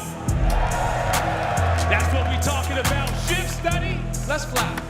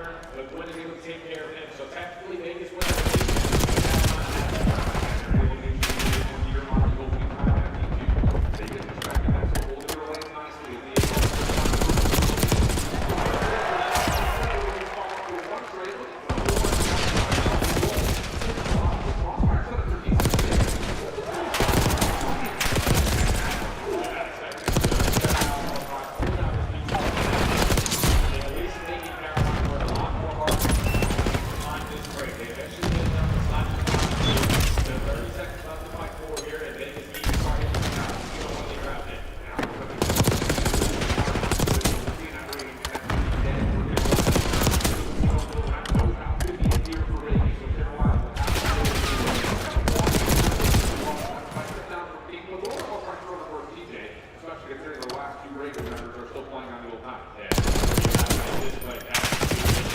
All four players off the rotation, effective on the trade on to TJ. With the rotation again, this time over towards B3. Find a couple kills in C. And on the first player over towards take inside.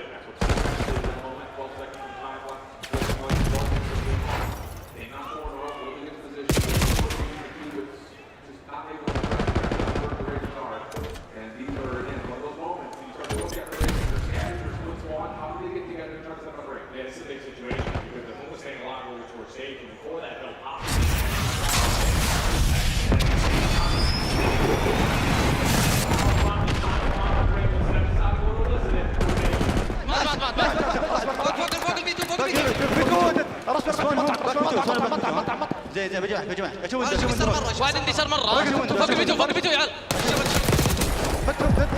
انتصار مرة بفت بات قولنا تجي قولنا تجي واحد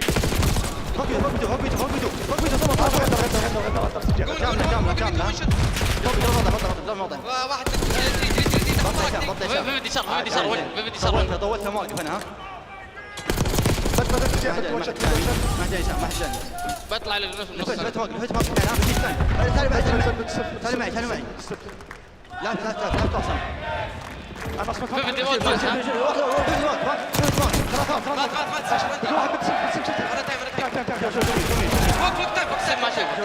وقتك تي جي واحد وراي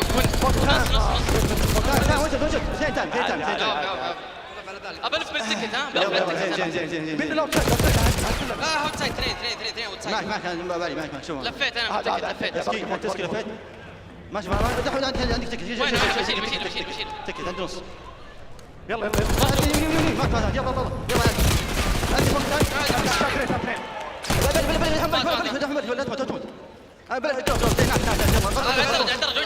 باقي واحد تايم واحد درج فوق واحد تايم واحد درج قول يمين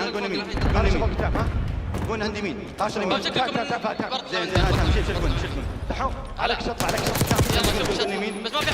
ما في حد يبلغ تايم هي انا اشوف المتكامل زين انا اشوف التري حقتك ما في حد يبلغ بيسوي اللي في النص عادي ما قلب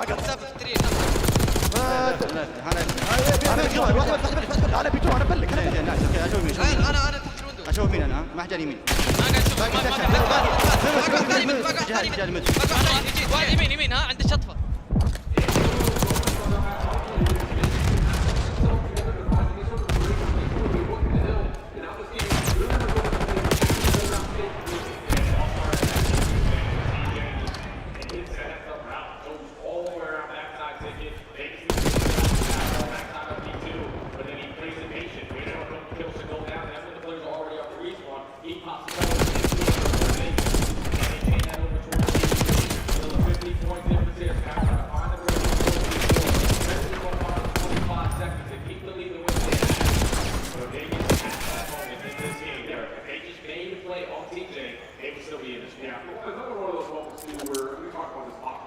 Vegas one where they were trying to make the right play, but then they just get up with easy secure trades or a 1v1 that they just aren't able to put capitalize on. So now we go back over to the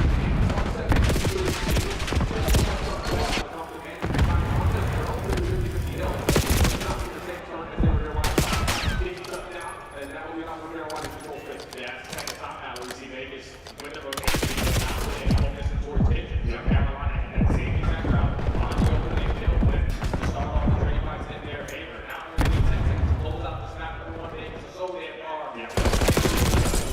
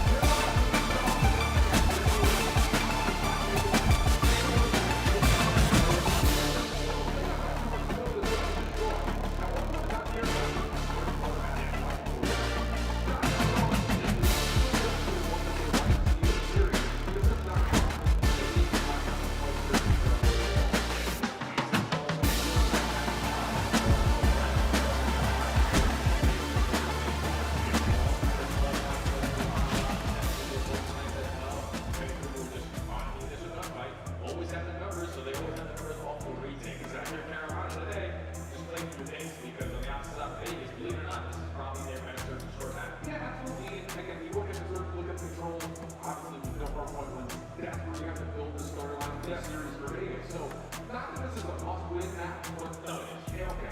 I mean, it's just one of those things, like, how do you sort of even frame up the ability to win a hardpoint level on a reverse seed?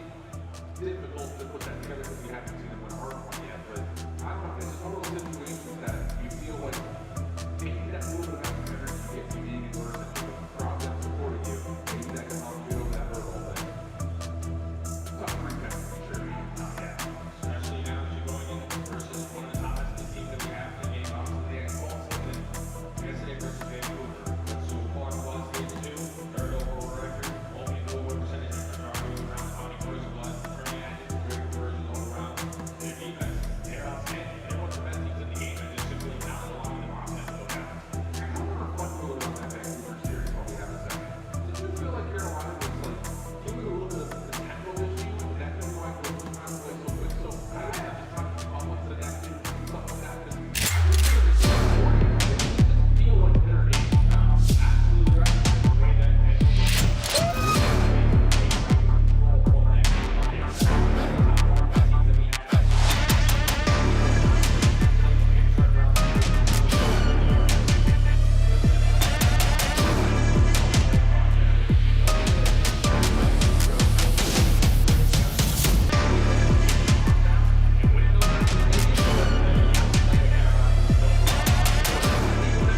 when you do, they're also phenomenal. Yeah, the OpTic pressure from Vegas has been a staple of the short game play. So things you have to mind as you jump on in for this restart. Come over the top. I'll do that actually. I got the accident. Maybe able to find something to move forward here. Carolina will allow some of this to happen if they're mostly focused on their back. We're going hard back. We are going to have to win it. Off and exit. Able to dodge that.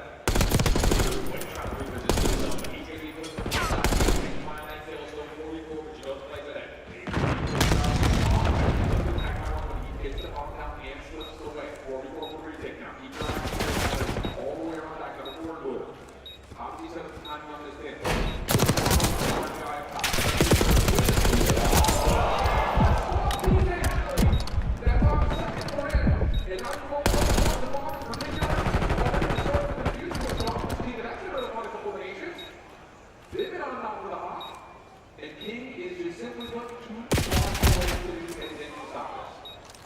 Easy around there. On the retake for Carolina, especially when TJ opens up that first kill and then the snap for the second. Instantly puts them in the numbers of games. You know, extra 5-1 through bottom team. That was the most.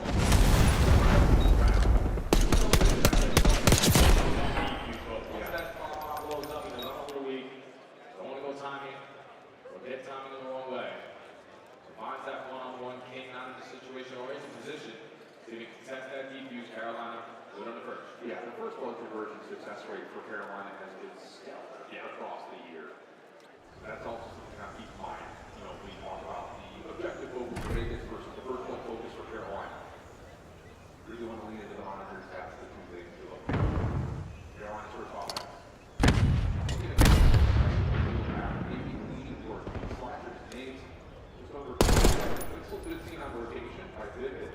That may give Carolina some sort of an insight towards what they want to do. Yeah, once you watch Witzel back on top there, you can take a look at this. Now Witzel putting down shots. You still know he's in that position. He's now forced to lose. 29 HP, but yeah, just nice to play this corner. You can't feel big. Yeah, but now he doesn't know what Witzel's come off to, so that information gets better. Carolina's what they do now. They make their way forward towards the A side. It seems to be the destination that they want. 4 seconds to clock. Witzel and King are the two defenders that are here to lose nearby. Holding shot pace.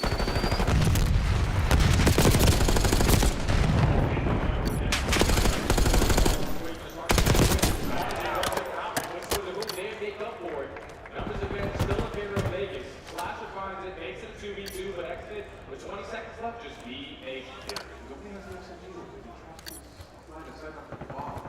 Yep, he finds Slasher.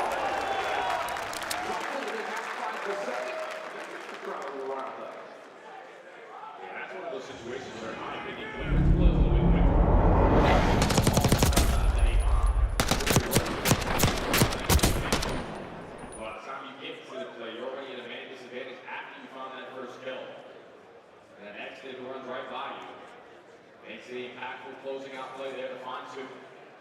Able to tie the game. Well, Carolina did everything right. Just would have to be a little bit more active on that pitch. Absolutely. Just game. These two early. Now, we've seen Vegas when they play the time they walk, try to find these set names over towards stage, win some pressure on the low side of it. That makes it move for either team. And they find isolation. They lock in, they'll try to trade. But they're not carrier down. No, TJ's still cut the corner. Yeah, they're not a TJ. Sets up pick for that kill. So numbers in favor of Vegas. Starting that rotation over to Colby. Went maybe safe over towards A. Now it's all on slap. Yeah, I love this call from Vegas.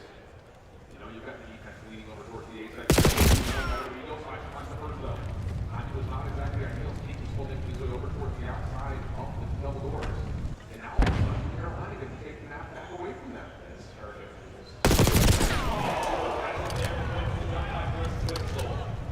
And now Vegas left in a 1v2. King knows that Slasher is nearby. If any info after Wynn picks up that kill as well, still nearby. But 20 seconds to go, we're going over towards that. That's another one of those 1v1s. It's just, gosh, you wish they would have had. Hard scope on the angle, that's your point out. What smokes you? Came to the plant. Carolina, they're not blocking that here. Easy, no problem. Carolina, they're going to do it. It's another one of those rounds where it's obviously you have to know this. You go 2 for 3 in the trades. You're trying to isolate the player on towards B. First guy gets a little too aggressive at the wall of time. Not everyone's there.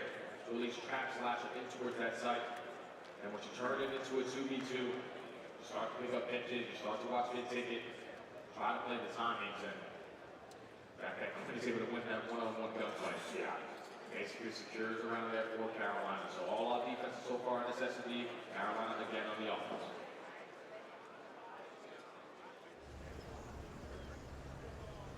I'm going to pull towards the mid here for Carolina. 3-1 split off the Slasher, the one confident walking outside for stage. We've seen this before where you have TJ's putting as forward as possible and try to set it up and see if you can maybe one more time the his teammates throw in. I have lost the one. The exit also reveals himself to over toward the tight side of mid. That's not 2 in a row. You don't have to commit to this if you're Carolina, but they're willing to in Vegas or either. They're contested instantly on the promise that they planted now, so now it's that's some bullets. Amazing push. This over a real tough end though. This is very difficult. That's great on it. Forward with the win. Here's a good one. You want to win? Whistle caught before he can reset himself. They didn't take the 1v1 now. 3-1 for Carolina. They didn't take it. Again, there's so much to win. That's all on TJ there. Player since he joined this lineup. He always is making plays. TJ, once his teammates get taken down first, he instantly makes up towards, finds that trade onto the home. Then you know you have an exit trap in towards closet. Make it 2v2, instantly commit on the bomb plan. And in the 1v1, you know you still have the advantage. Carolina starting to pull away, up by 2. First attack, ground secured of the map. Now if you are Vegas, I think it's just like a page change. Let's just all pull away. See that?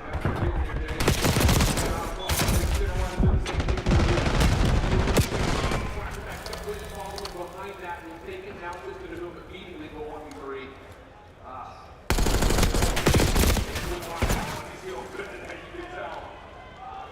Wow. This blind counter. And that's so tough that blind counter comes in that moment when you make that change for the base.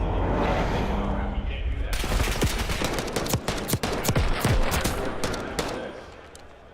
Carolina past the aggression. Got a couple creepy crawlers. Adaptilly working away from that beat site. Trying to be sneaky.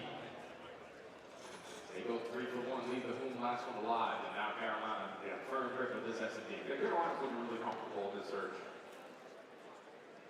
Played yesterday, you know? Yeah, exactly. Quite a lot, generally speaking. It's like a 10 times like easy, exactly.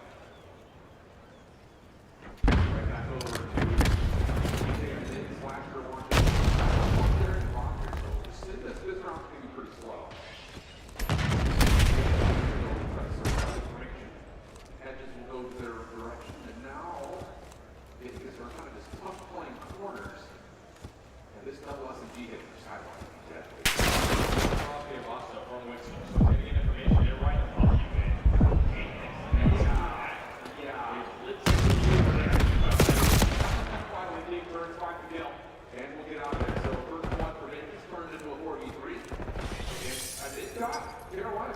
back right here. I mean, with 38 seconds to clock, you're going to walk up and leave an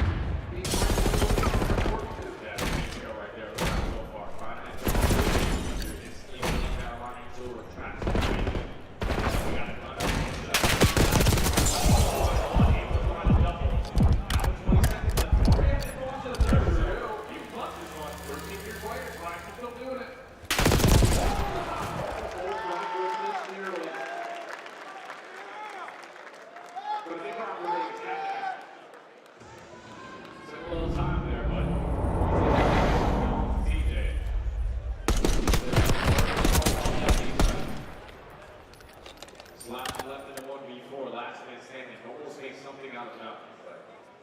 Someone's got a confidence right behind you. Just turn around and start shooting. Able to win the one-on-one. Stop the bleeding and the search and destroy. I'm just waiting for Vegas to show me what they're good at. Usually this town, they get the bomb and they're unbelievable in their post play. They've only played it once. Correct. And I think a lot of that is Carolina have got really good reads on what Vegas is trying to do. I mean, they actually talk to them.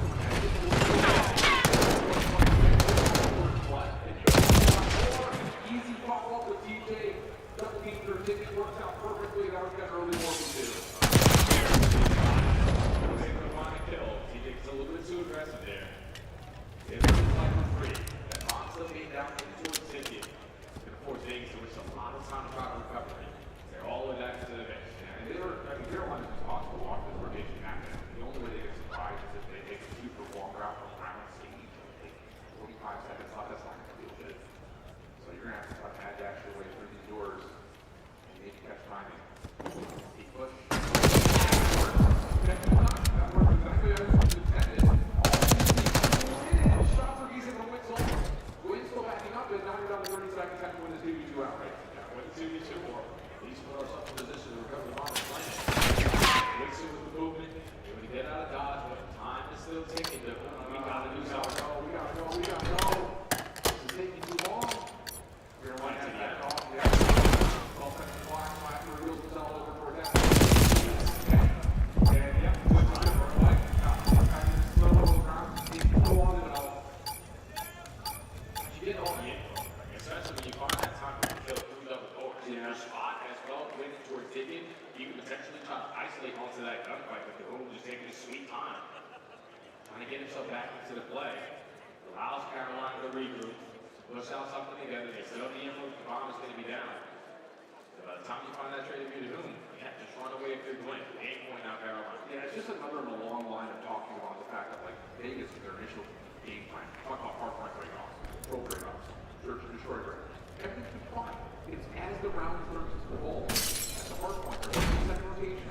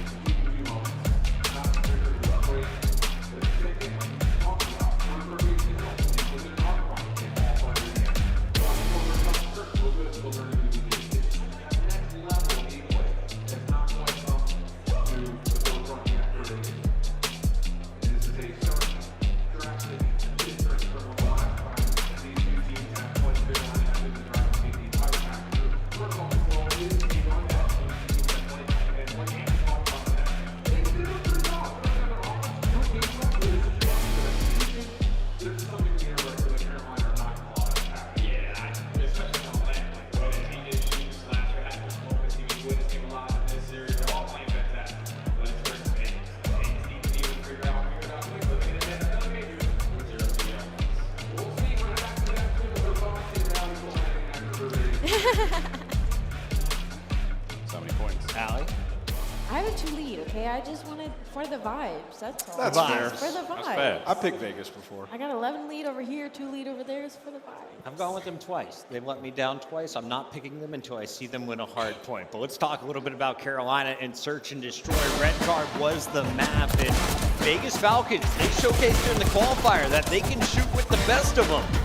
Falcons not able to get an early lead. It's a great job by TJ and Cruz working together. It's one thing to shoot, Chris. It's another thing to be in the right place to find kills, to play trades, to get bombs down, hit nades, and that's exactly what the Carolina Royal Ravens did. It's another layer to the game of professional Call of Duty. And these boys, they've been doing it for a long time. Slasher, still doing it. Word to Sheen. It is disgusting work out of the Ravens. And again, another day in the office for them without a doubt. This is a comfortable looking squad in the moment.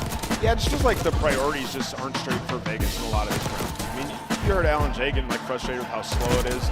It's just for them, they understand, even in the respawn, it's the same problem. They understand the initial objective. It's just the speed in which they understand the assignment, and then it's time to go execute. And by that time, Carolina, these guys have been around for a while. They've already made their decision, right? You're too late. You're not going to have the advantage that you could have potentially had. And I just feel like that's just a mentality thing for Vegas. They're just not there yet with experience. Carolina making some big mistakes in their picks and bans in the winner's bracket, maybe riding the ship here in the elimination bracket.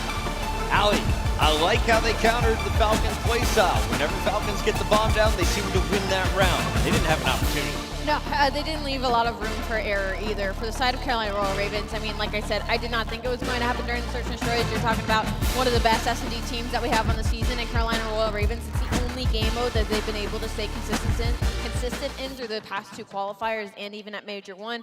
So that's unfortunate that map 1 just couldn't go their way. All right, everybody, take a breath. Get ready, because it's time to reset with Hidden Heroes. That's right, it's our favorite game where we choose 3 random facts about a player, and then we show you a silhouette. Best of luck, starting with you, Wheeler. You are dominant in this game mode. Oh, man, it's just tough. All right, so day 1 KD, 0.79. Lost 03, control KD, 0.76.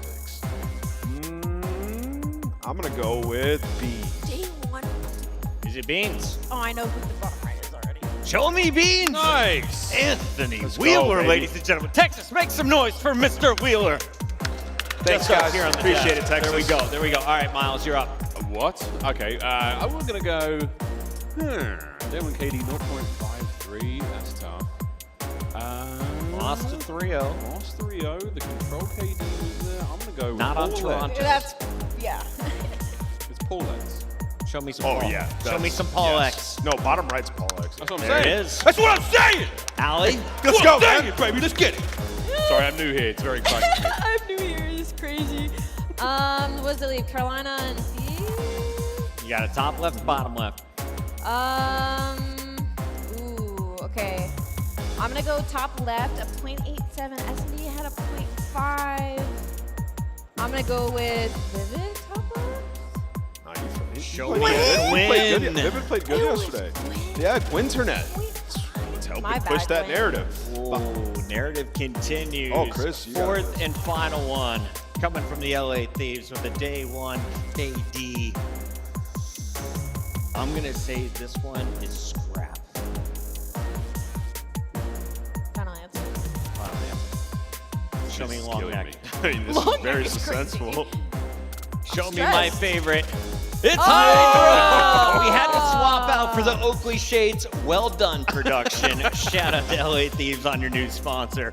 Awesome stuff here. Well done, Nameless, who continues to remain perfect Miles, on too. Hidden Heroes. Our guest crushing I once stay again. perfect wrong. Does that count for anything? Yeah, Perfectly consistency wrong? matters. You want to Big talk deal. about Up that, top. Al? We can focus on the failure. We're going to a game 3, though. Can the Falcons right their wrongs, or is it another 3-0 in Texas?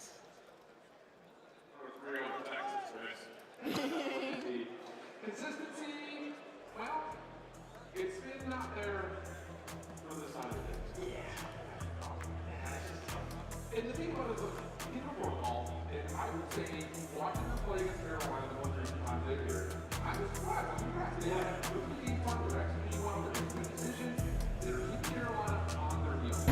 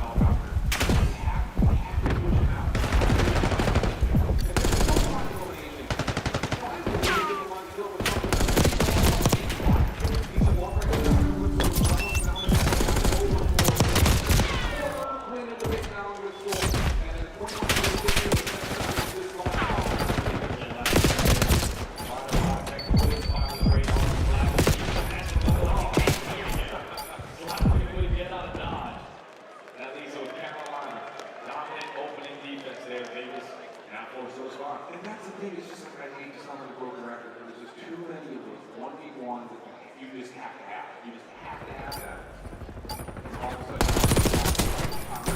it's like, if you win that 1v1 over 4 games, you don't have to really follow through the board. You probably stack it for at least 2 hits, if not maybe the entire zone, but a couple of key wins don't go your way. It's very hard because you're just small because of it. Gotta start icing up these gunfights, man. Why did icing up? This guy shoots great. Yeah, that's it. Now in their defenses, we're looking for a potential shutout here for a response.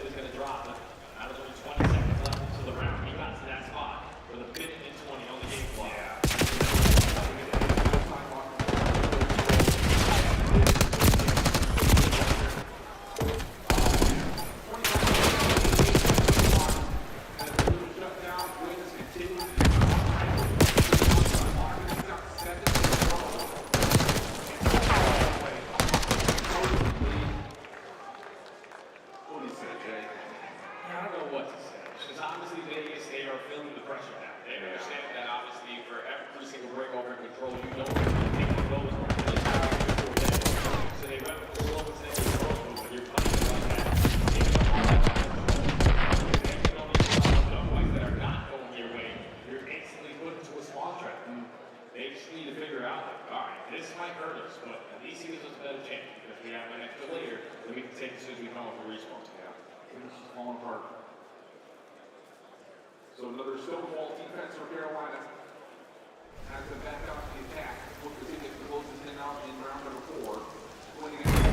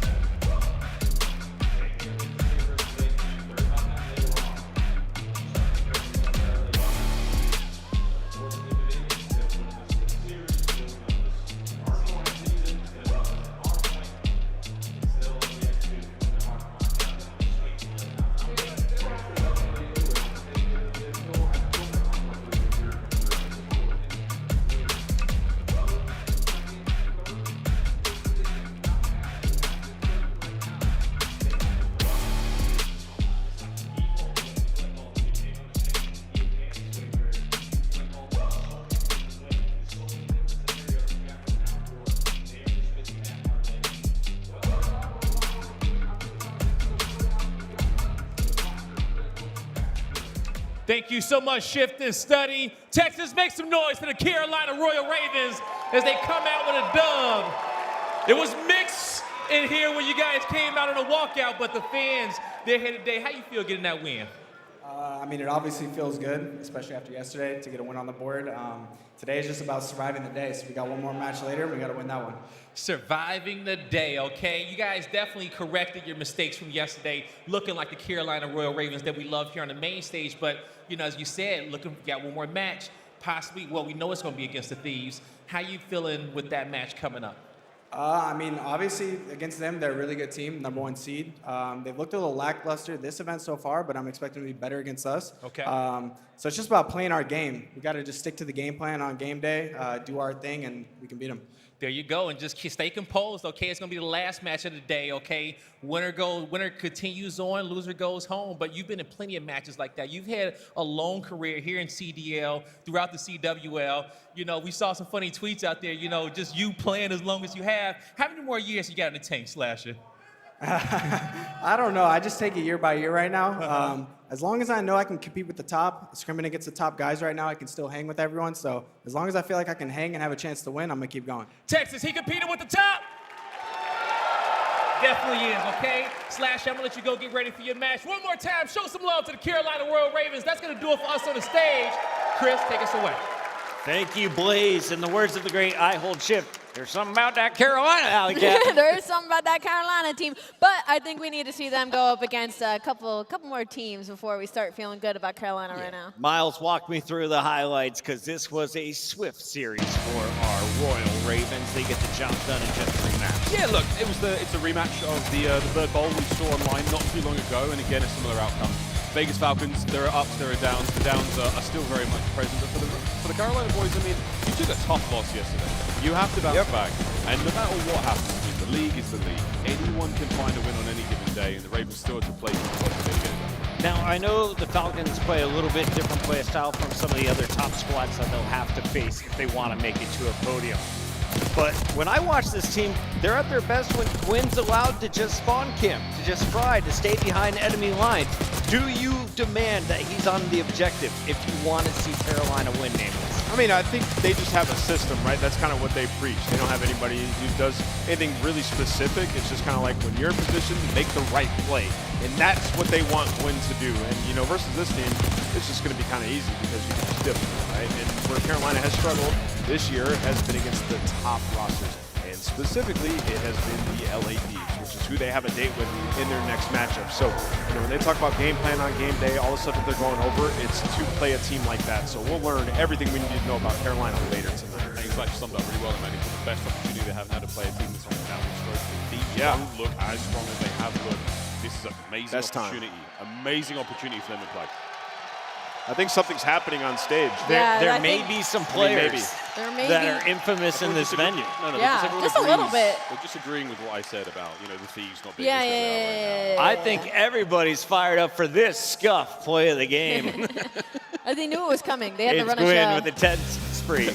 Should we walk them through it? Oh, This it's is like real. earning score streaks and stuff, right?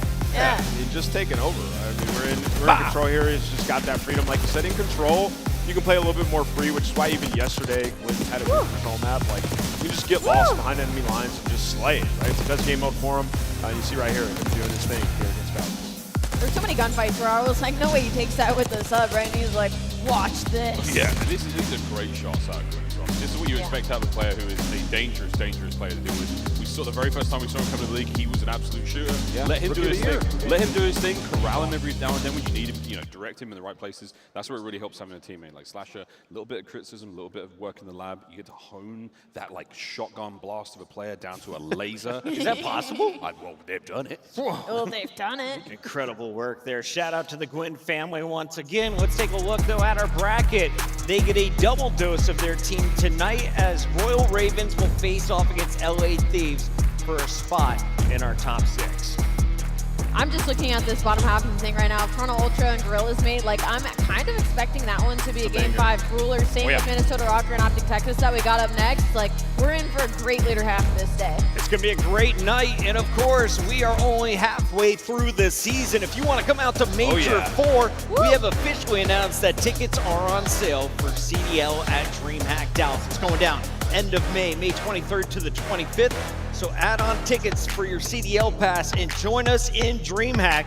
We can now officially announce that Challengers passes are on sale, Nameless. Let's go, man. It's just an epic celebration of gaming. DreamHack, you're just going to have fun every time you step into the venue. I've been to one before. It's a really good time, and I can't wait for Call of Duty to be on that stage there. Get your tickets and come hang out with us. Back to Dallas. I can't believe it. I've never been to a DreamHack before in my life. They're so fun. It looks so good. I'm going to cosplay as something. Yeah, we should all cosplay. No, I'm cosplaying, Ali. Great Don't steal my thunder. idea. Thanks, mate. Great idea. Let's talk about it on the other side of the break. Okay.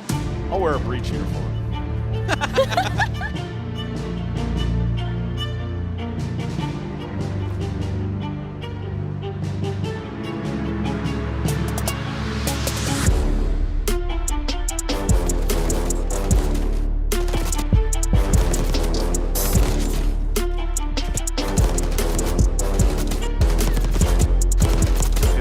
Let's go, boys!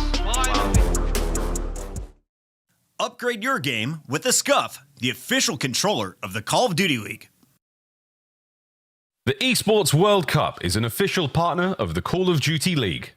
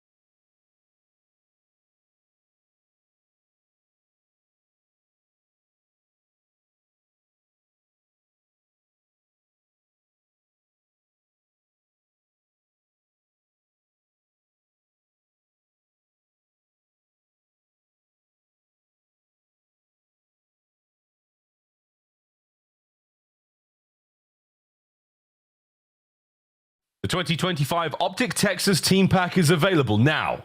Each pack includes home and away operators, as well as this vinyl proving your membership in the Alien Task Force. Next time you boot up, suit up at the in-game shop.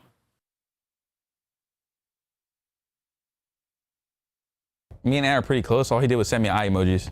And then I responded with like... That's it? Yeah, like eye emojis. And I was like, bro, like you guys need a reset or like some good vibes or something, like anything. Like you guys seem mentally defeated, and then we just slowly went from there. I'm very positive of what I can do. Like I swear to God, I've won tournaments just off my vibes purely. I feel like from the little depths of hell that they were in, like I don't want them to have like even like an inch of that. Like I just want them to always like be happy. So that's why I love doing my team. Like I hate seeing like that sadness and just... You do bring vibes. Yeah, I do. If there's one thing Bueno's bringing, he's bringing... People are tweaking, I'm taking off my shirt and I'm screaming. Okay. And then, like, I mean, that's what I did with my past teams. Like, they just laugh. The Angel of Vibes has arrived in Texas skies, looking to bring this team back to the glory they once had at the start of this season. It was a 6-1 kickoff to the year before they fell out of Major 2. Since then, OpTic has not found their way. But Skies takes the stage for the first time, rocking the black and green. Yo, I don't know, low-key, Skies is kind of rocking that green right now on that main stage. And obviously there's a lot of hope in this venue right now. We've seen what OpTic Texas does at their home majors. And even though we're swapping in a player, you're also talking about maybe a honeymoon period here from the vibes of Cesar Bueno Skies. So hopes are high. It's going to be a great matchup potentially, and that's if Minnesota lives up to their hype and their potential, because yesterday they kind of got bullied. Oh yeah, every time we watch Minnesota, at least for me, I've been thinking this team has just been so inconsistent. They start off the stage going 2-0, but every other match after that, you got players like Nero, who was your X factor, always was impactful, but he hasn't really figured it out. And then you're obviously going to be going up against Deep Greenwall entirely. We're back into the venue where OpTic were able to host that trophy last year and to have those ring ceremony as well so far this weekend. Yeah, you know, it's hard, right? You win a world championship and then you have a stage like this. And, you know, for these guys, they have to temper their expectations. You're coming into a tournament with a brand new player that you haven't played with in an official match yet, right? And you're playing a team in Minnesota Rocker that can be tough. And stylistically in this matchup, it has been tough. You got 3-0'd by them a couple of weeks ago online, right? And now you're starting in the loser's bracket. You lose this, you are out. So the pressure has never been higher. Like we just saw, you're defending your home crown. I think everyone needs to recognize Hex knows what he's doing. He's a mastermind in the esports universe.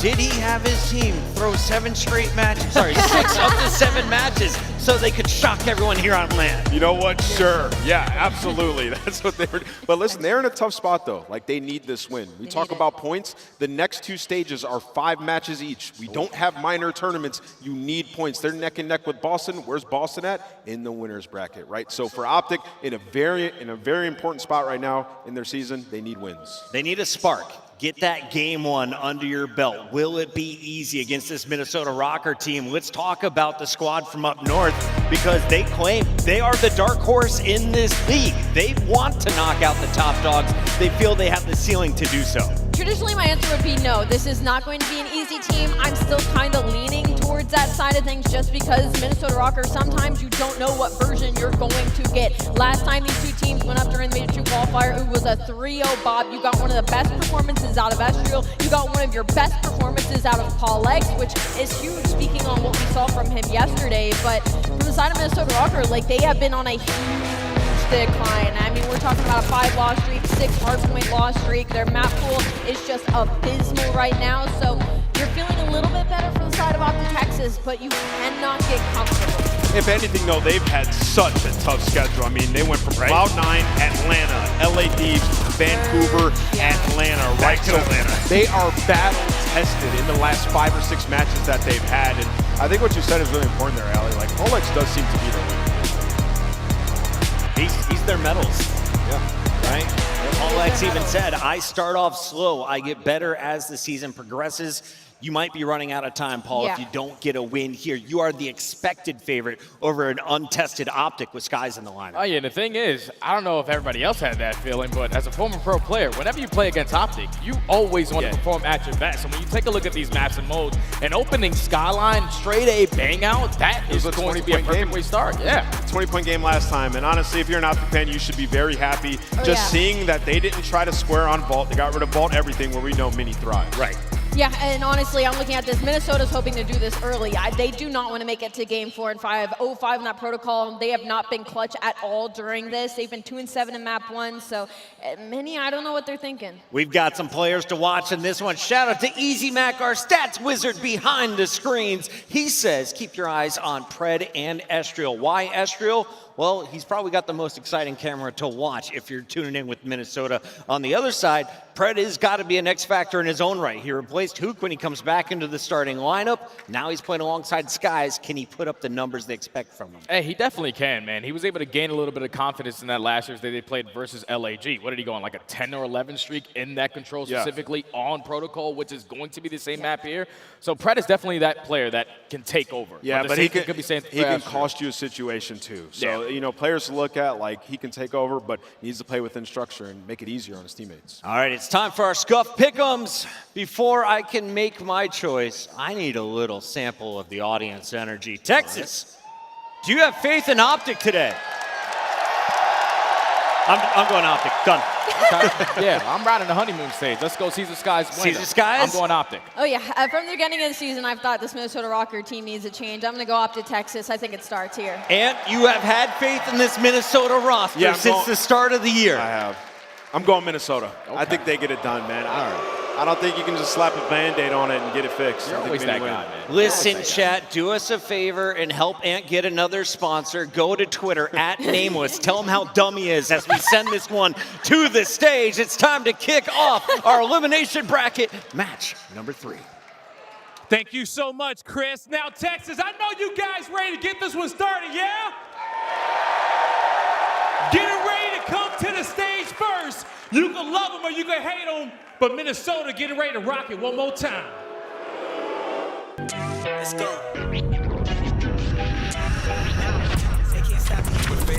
Comes off with the backside of Palace wall, plus the delayed hit from Estriel. Check the scoreboard, I'm running up stacks. Numbers don't lie, that's facts. Yeah, they can't stop. Oh my God, Gio, my God, is his hard point. Check the numbers, I'm running it up. I got Oh, Nero gets a double over the middle of the map. Has more. Oh, Nero. Hello. How about the full team wipe from Nero? Texas, get loud for the Minnesota Rockers! Here comes Paulus, Astro, Nero, and Gio. The Minnesota Rockers looking to do it one more time. Can they get it done? That house is against them. But now Texas is at the top of the mountain. It feels like the community is losing faith and patience with this roster, just waiting for them to break through and be great. They have a huge opportunity here against a hometown team, against the world champions. It's going to be tough, but it can be done. Let's bring out OpTic. Texas, green! Green! Green! Get ready, because here comes the home team, OpTic Texas.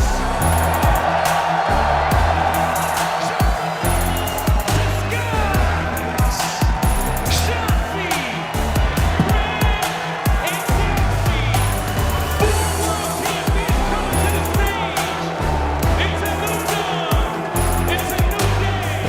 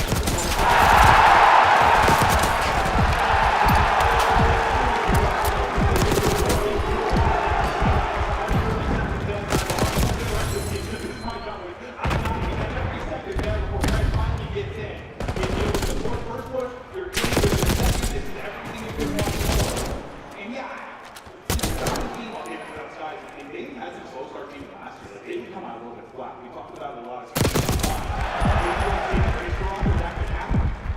It's not a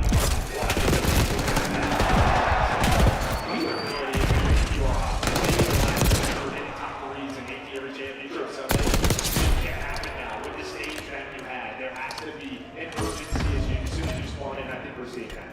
And I think sometimes it's every other.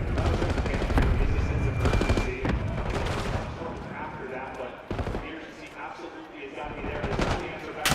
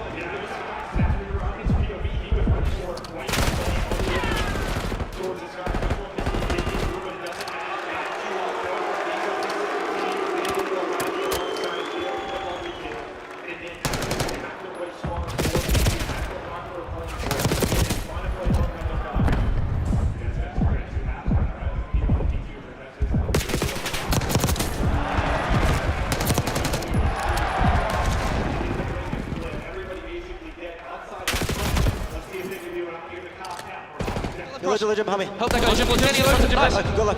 Yeah, I'm gonna hit top. You guys White steps. Backward chase. White steps, that's your weak. I shot twice. He's under white steps. White steps still. He's stunned. Yeah, push me out. One push me out. Yo, hold your progression. Balls catch. Yo, first two guys left. Okay, two left. One piano stairs. We gotta go left. Piano stairs and one back left. One jump piano stairs. Let it go. I'm only back grill. Kitchen side. Yeah. Kitchen not peeking me? Good job. I have your front door peek. Nothing peek front door. Go front door. White steps small, by the way. White steps small, shot back left. He's weak. Shot twice, white steps. One shot couch is nice. Alright, white steps. I'm about to go top mid, bro. Yeah, I'm down left. One's push out, kill left. Yo, back left grill, Paul. Back left grill, bro, yep.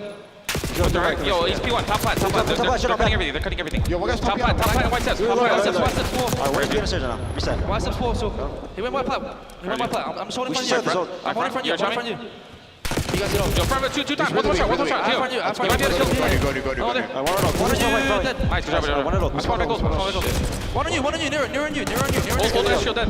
Nero's on you. Dead. Big fucking way, bro. Enter new, Geo. Leave this time. I'm shooting front top. Missing one more. You can be out there. I need you out of brother. I be out there. P1, guys. I have a sub, by the way. When do you run out? You. P1, just little top. On the table. One's full pitching us. Watch on the top, rush. One's full pitching. Inner, outer for sure. One's pitching. Just keep playing down. One's 1 HP, absolute fire. Watch other side. I'm going to try to get P1. Can't see the guy on top. With inner, watch out. Absolute top. Top cat. Nero, he's going mid. He's going top flat. Yeah, 2 on time. I got top flat. One push down front. Heard you. Yo, push out. You're I'll good. this one. Yeah. No, here, Joe, behind table, weak as fuck. Watch out, watch out. They spawn close, they spawn close. They spawn close, other guys fire. Fly, two front. Nice. Out of point, watch out, out of point, absolute. Three. Good shit, back up. We know this fucking 6 bro, we got the shit.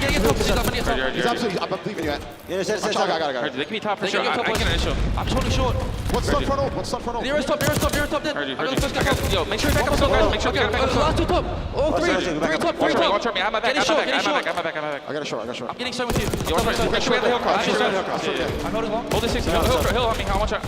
Small. Watch out. Left to me. Left. Nice, good shit. Yo, good shit. Can you give me one or no? Yeah, I left.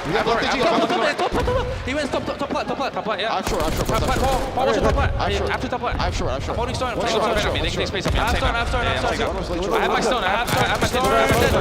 One more stone. Estrel stone. Okay, last two go to your front. One more coming back. I'm holding back. One last guy back. Dude, you top it, last guy. I have my. A little bit. Little bit to the right. Heard you. I'm running over you. A little bit. He's a little bit. Yep. He's just going back and forth. Watch out small. Watch out that. Take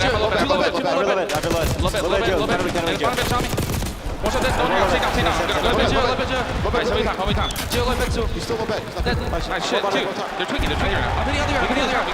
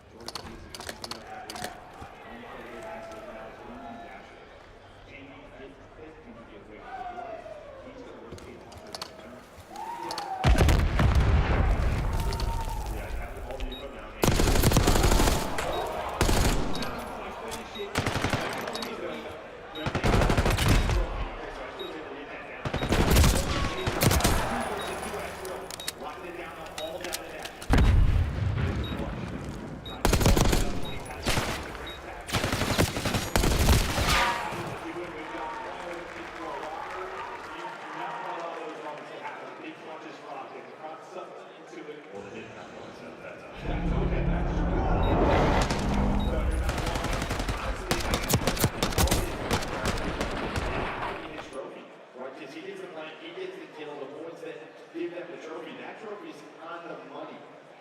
That aid is on the money, and then maybe OpTic's able to win that round. Yeah, no. That's everything. He stays up. And you're thinking he has one, just the shots underneath, and not quite enough to finish it. So advantage to Walker. And we'll see what it looks like with push for OpTic. Shot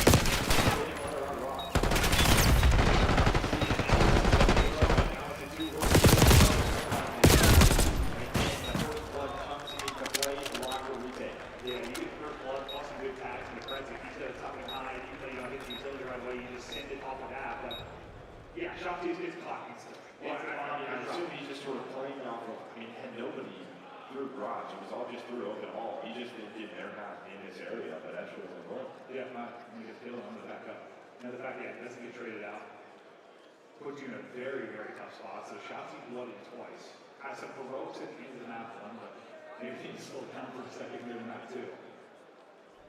And he's one of those guys when it comes to circle, it comes to any boat. Like he's either gonna get behind enemy lines and make plays and shut you down to get into the hard point, or his timings are gonna be off, his timings are gonna be close, and you got to be so far to the back. So they'll try to turn it around.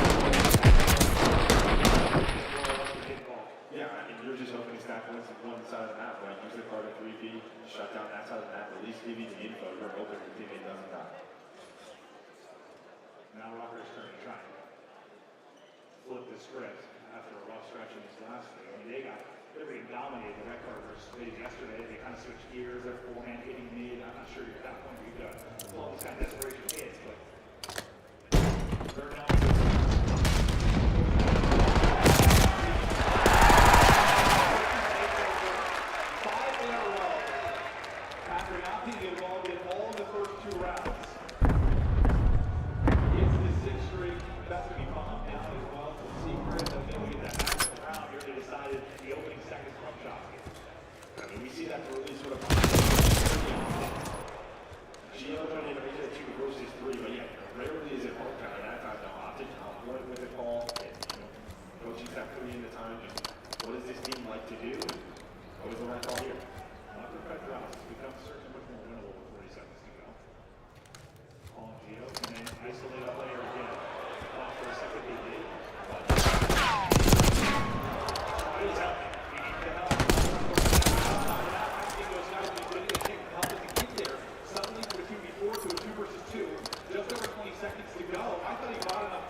certainly, it felt that way. It certainly did, but yeah. Now, though, they know they're not that way, so that was a foot race. Shotzi going to be here. Just when does he decide to go? Paul's had to look over his teammate. He's just looking for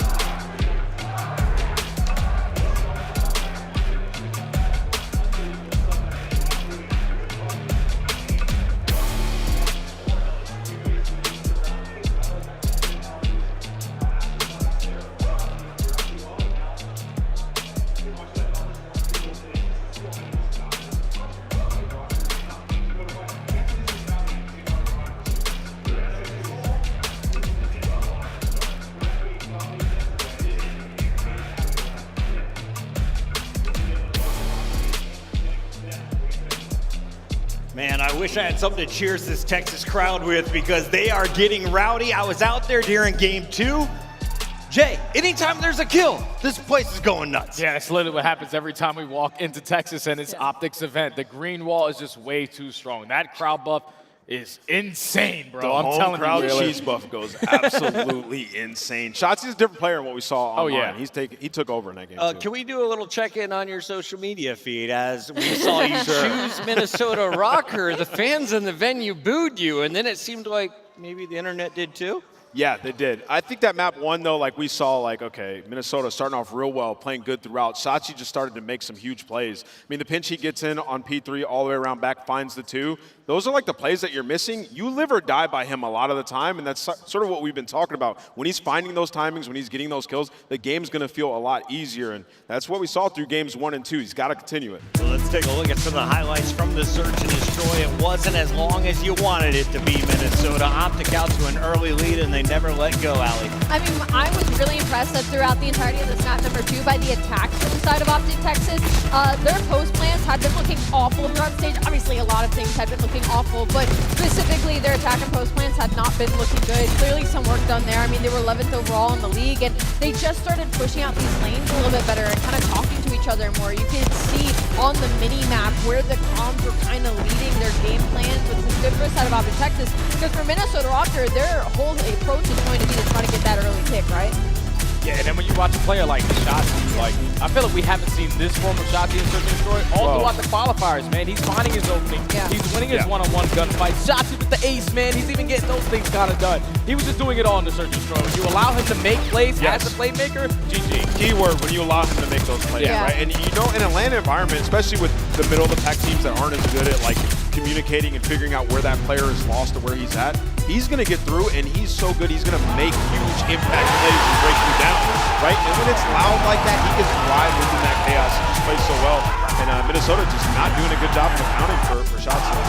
Shout out to our camera team catching the enthusiasm, the excitement here in the venue as the green wall letting their players know they have their back. OpTic is up 2-0, but it wouldn't be without the comeback in our first hard point. That is going to be our scuff play of the game. You guys want to live it one more time, Jay? I'm down. Show me again. Maybe not. Maybe not. OpTic out here. They're ready to rock. Let's take a look at the fan favorite squad. Tie game, 225-225. Plenty of time left on the clock. How do they seal the deal? They seal the deal by Shotzzy, just the routes and the timing starting to work out for him, but also the slang from the side of OpTic Texas stepped up a lot. Fred and Dashy, I mean, a slow start from the side of Fred, picks it up near the later half of this game, and I kind of talked about this with the Rocker as we went into it. I feel like there has to be a change, unfortunately. I mean, Gio and Estriel were doing everything that they could for this map number 1, and you have to think if they have a little bit more pressure from one of the other members, maybe this goes a different way.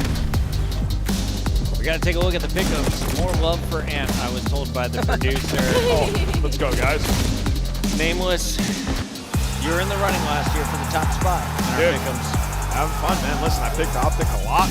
I was going to say. They costed me my pickups. Didn't you say that they got you in that situation and then they were going to get you out of it? And then you didn't even. The problem is Mini, I just believed in this team, but they're crumbling in front of the home crowd. Listen, the home crowd cheese buff goes insane. It goes without saying. Game 3, ready to go. Nameless, they've done it twice already this season. Can they pull off the reverse sweep? I mean, listen, they can, right? And with Protocol, this is a map OpTic haven't won throughout this entire year. It doesn't matter the roster that they've had in control. They have to do a better job at accounting for Shotzzy. He is getting lost way too often. I think on the side of Minnesota, like in terms of respawn, you're feeling good about Gio's performance on that map number 1. Same with Estriel.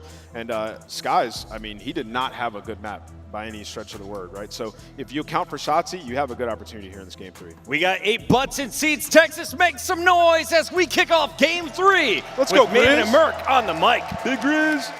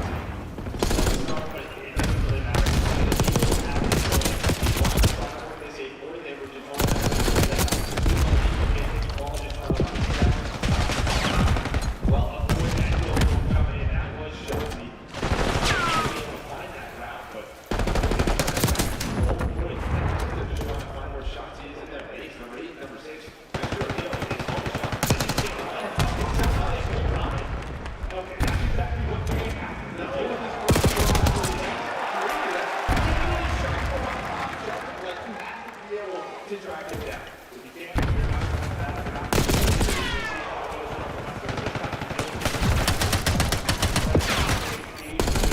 on. They're working their way off the block.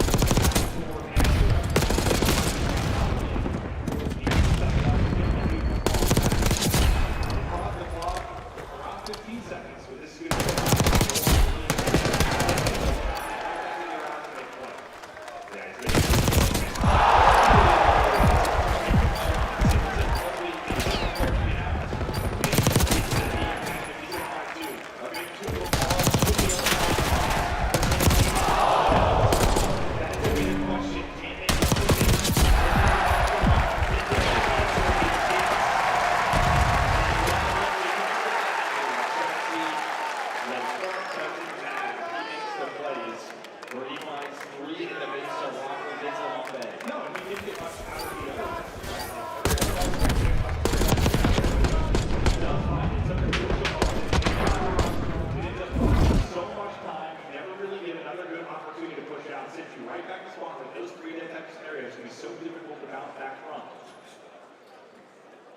now you're in offense where you think your shot is your friend. You have to get a little more freedom. Expect them to be working on that A side ramp. A street.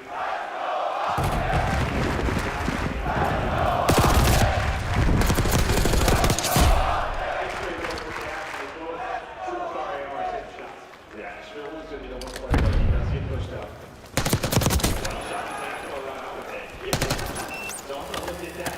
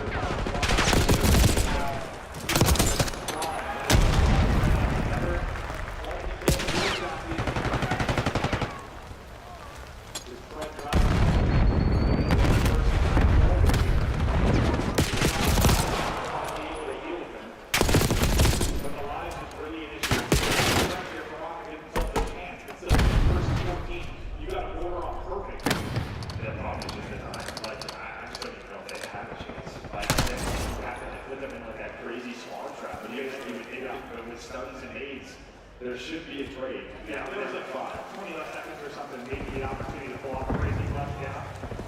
But I'll come out. No response remaining. Shotzi gets the kill. He gets the hold the kill here. That could be a coming back. Not able to do it. He runs right out of the front. All three on ball. That's Geo to get it done. He has the time. Just a little bit different. Harder Green alive within this round. Still though. You got to count them out.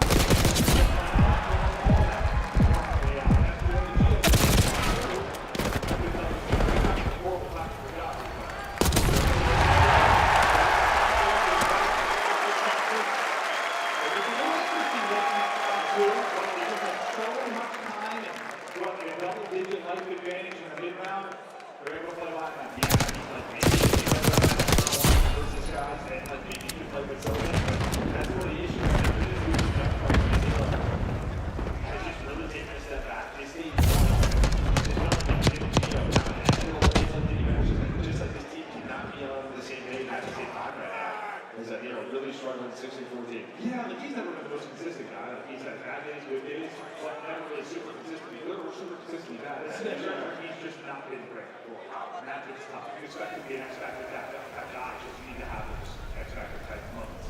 And he hasn't been.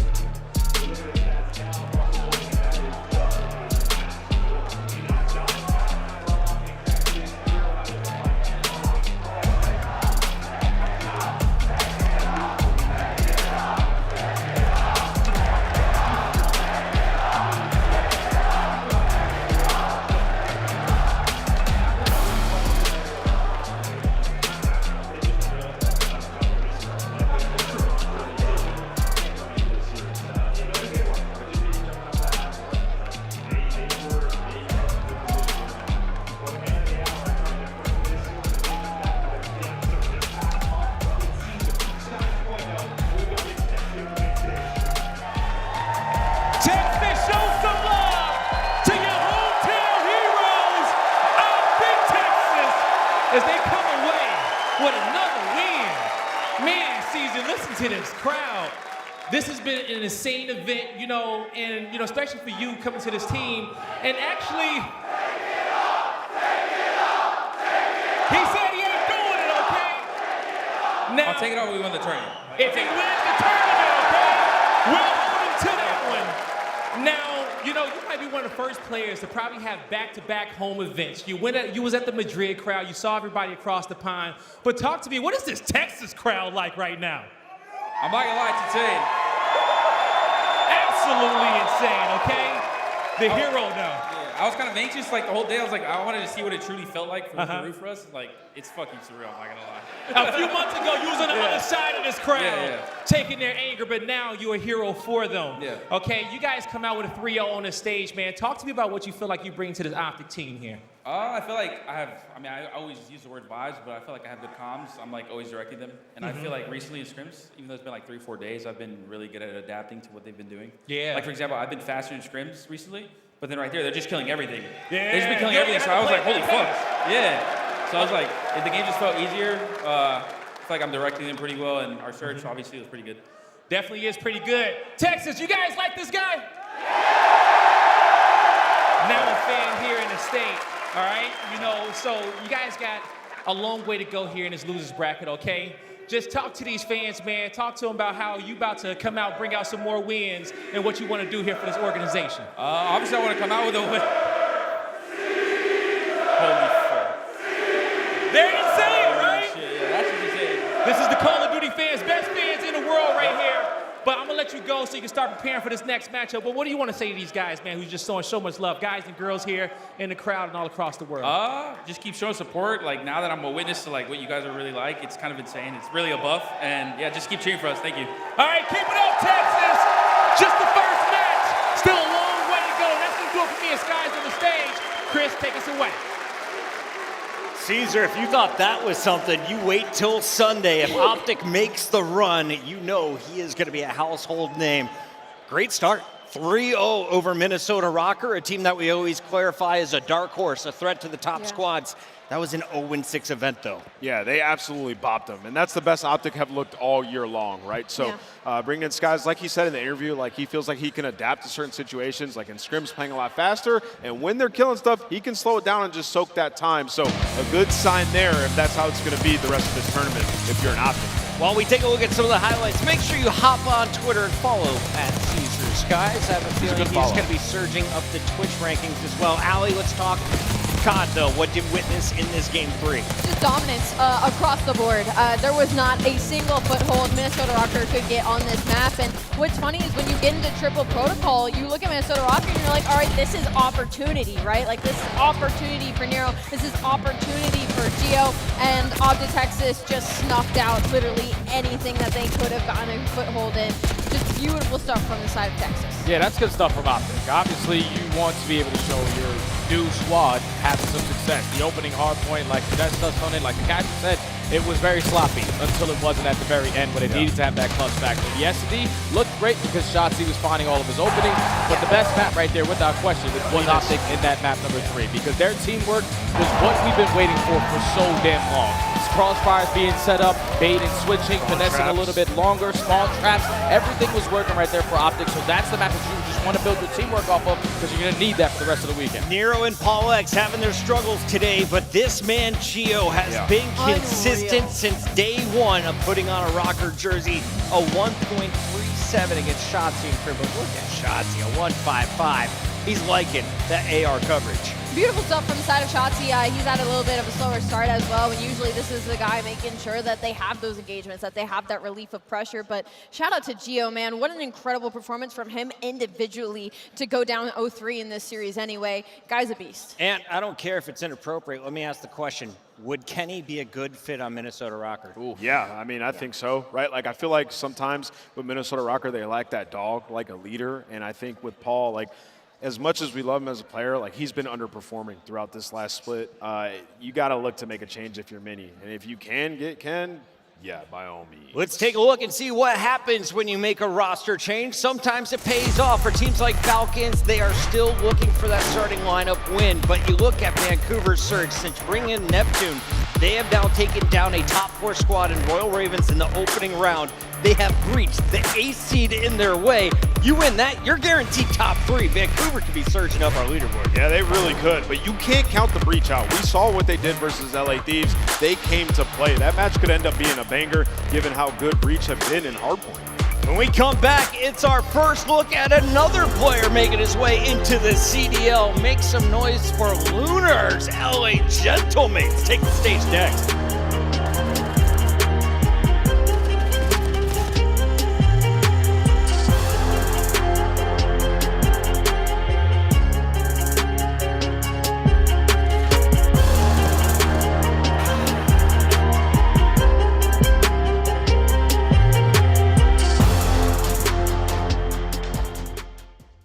Esports World Cup is an official partner of the Call of Duty League.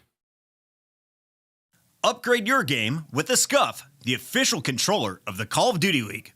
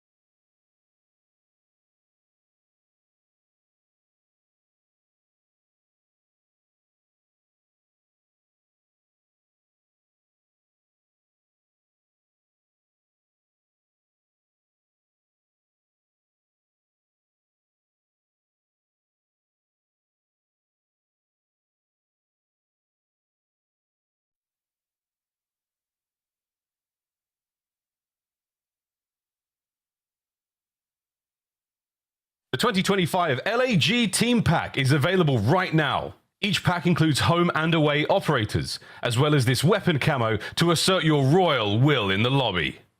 Next time you boot up, suit up at the in-game shop.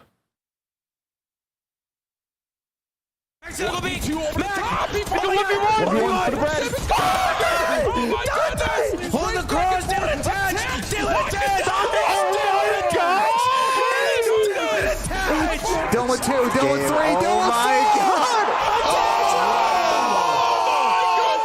Let's go, Paul! Wow! Let's go! Paul,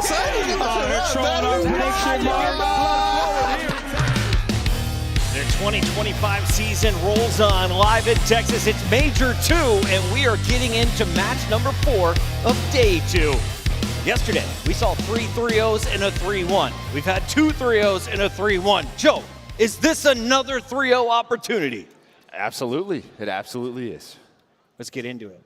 We've got Toronto Ultra taking the stage after coming in with a top 3 seed. We've got Ali and Nameless to break this one down. Ali, what happened yesterday? Because you did everything you needed to in the qualifiers, but on land, you're continuing to struggle if you're Toronto. That map one was everything for Toronto Ultra to lose it in the fashion that they did. It gave all the momentum that Cloud9 needed to then run into that search and destroy and just exude confidence. I mean, we're talking about a round 11 that could have gone either way. So if you're Toronto Ultra, you're kind of hunting for blood right now. You kind of lost your way with search and destroy. Used to be your lockup game mode. You were top 2 overall in the league. You've dropped to about top 6 in the middle of the pack. So when they go up against this team like LAG, who's been getting better in that game mode, they've got to feel confident. On the other side of the stage, we have LA Gorilla Mates, and the Gentle Mates crew, well, they've supported their favorite players. They're one of the top-selling scuff controllers we have here in Texas.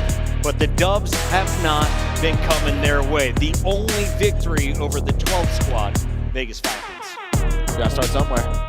At least you get a victory, right? If you are LAG. But you'd see they have a tough schedule here, especially on the back end of it. You get a couple of map wins versus, FaZe in OpTic.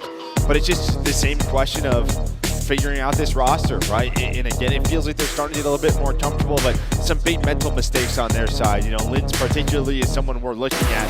But I feel like when you look at these maps and modes, like, this is winnable. This is an Ultra team that has yet to win on land. Yeah, Toronto Ultra completely tried. You're challenging. You banned Red Card, now you're playing Skyline, which all year LAG has been like the only map they've been consistently winning. And then you look at the ball control, LAG also 6-2 on that one. So if you're Toronto, you're just saying, we are better than you. We're going to win this series. The one thing I will say, Bean's a very slow start in that series versus Cloud9. And Joe Deceives, they just knew all his tricks. I mean, in the Search and Destroy, we're so used to him taking over in these S&Ds, wasn't able to be effective yesterday.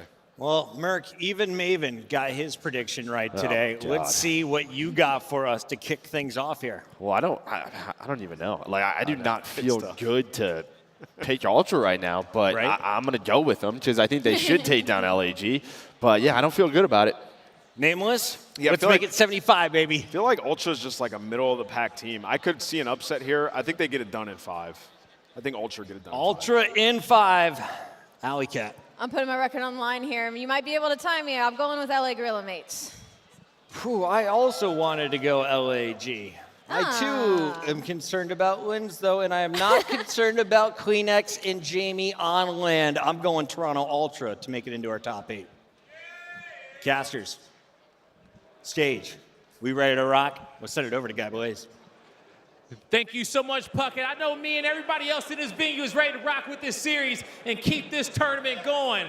And now the first team coming to the stage is going to be the first time we've seen them all weekend long. So Texas, help me give a warm welcome to the Los Angeles Gorillas. Give it up for Lunars, Linz, Kinsman, and Priesta. These Gorilla mates going to need all the help from their mates all around the world to get this job done. Texas, show them some love. We're talking about world champions on this stage that have just not been able to get a foothold just yet this season. We've gotten a glimpse of it. We've gotten glimpses of greatness, and we have seen what Lunars is able to do. Now it's a question of if they can put it together on land. Sadwa Komasisi, Ales. Let's go, Blaze. Bring out the other team. Time to bring out the next squad that they're going to have to ice up against. But we know the next team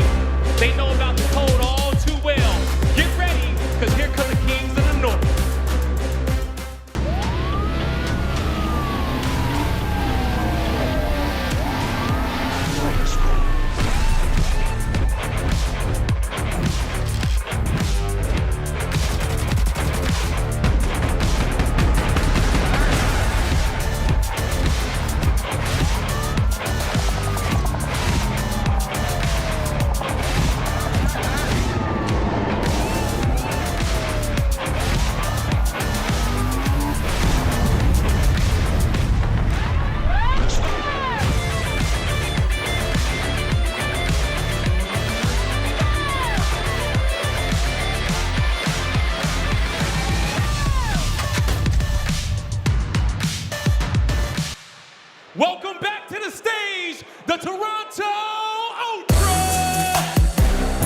Here comes Thieves, Jonas Thieves, Insight, and Cleanest.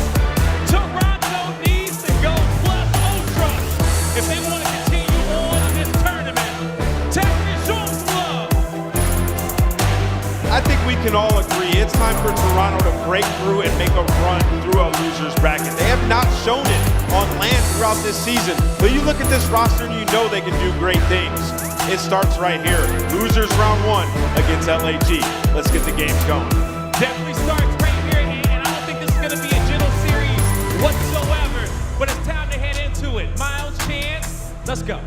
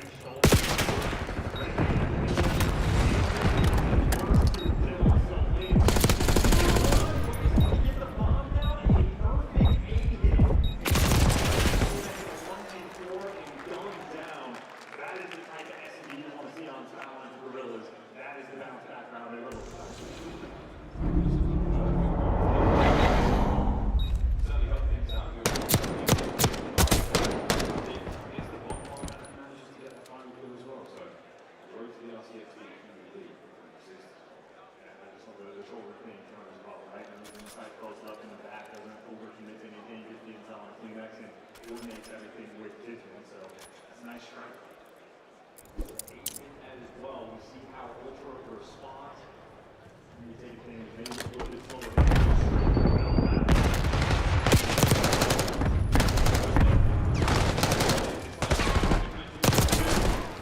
Joe backs him up just with the trade in the south, brings the 1v3.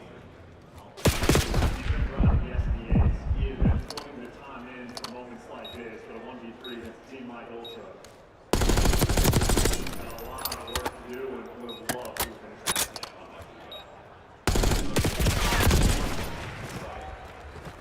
Double dip off the escape attempt earlier on. And Ultra immediately, as fast as the other one, bounce back. He's actually extracting effect in the sense of getting on-site different He was there with me, they were simply outmatched and overwhelmed. Of course, now from Ultra, looking for the adjustment. A few trophies to play with, you don't want to be just a touch more aggressive, but you don't want to let that get runs into the Oh, well, check. He's reset. So strange pressure.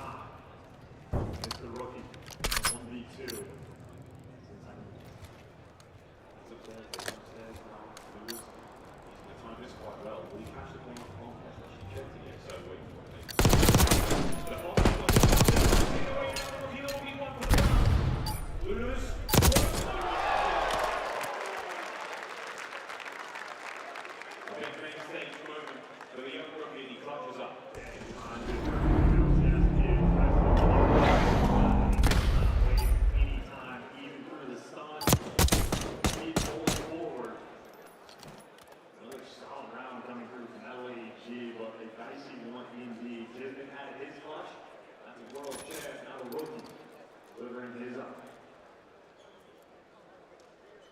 It's a very perfect series here. The Texas first. I lost by the series with just some of these teams.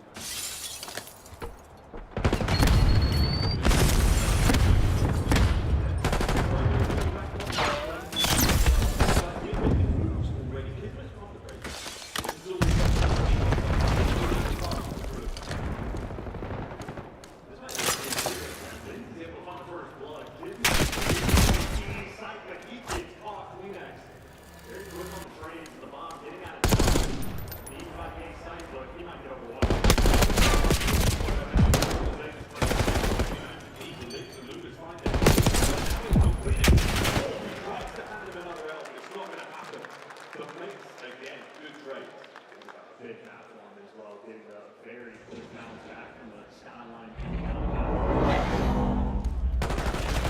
Still, I think Wendy was able to give us two. They are roaming together and making plays.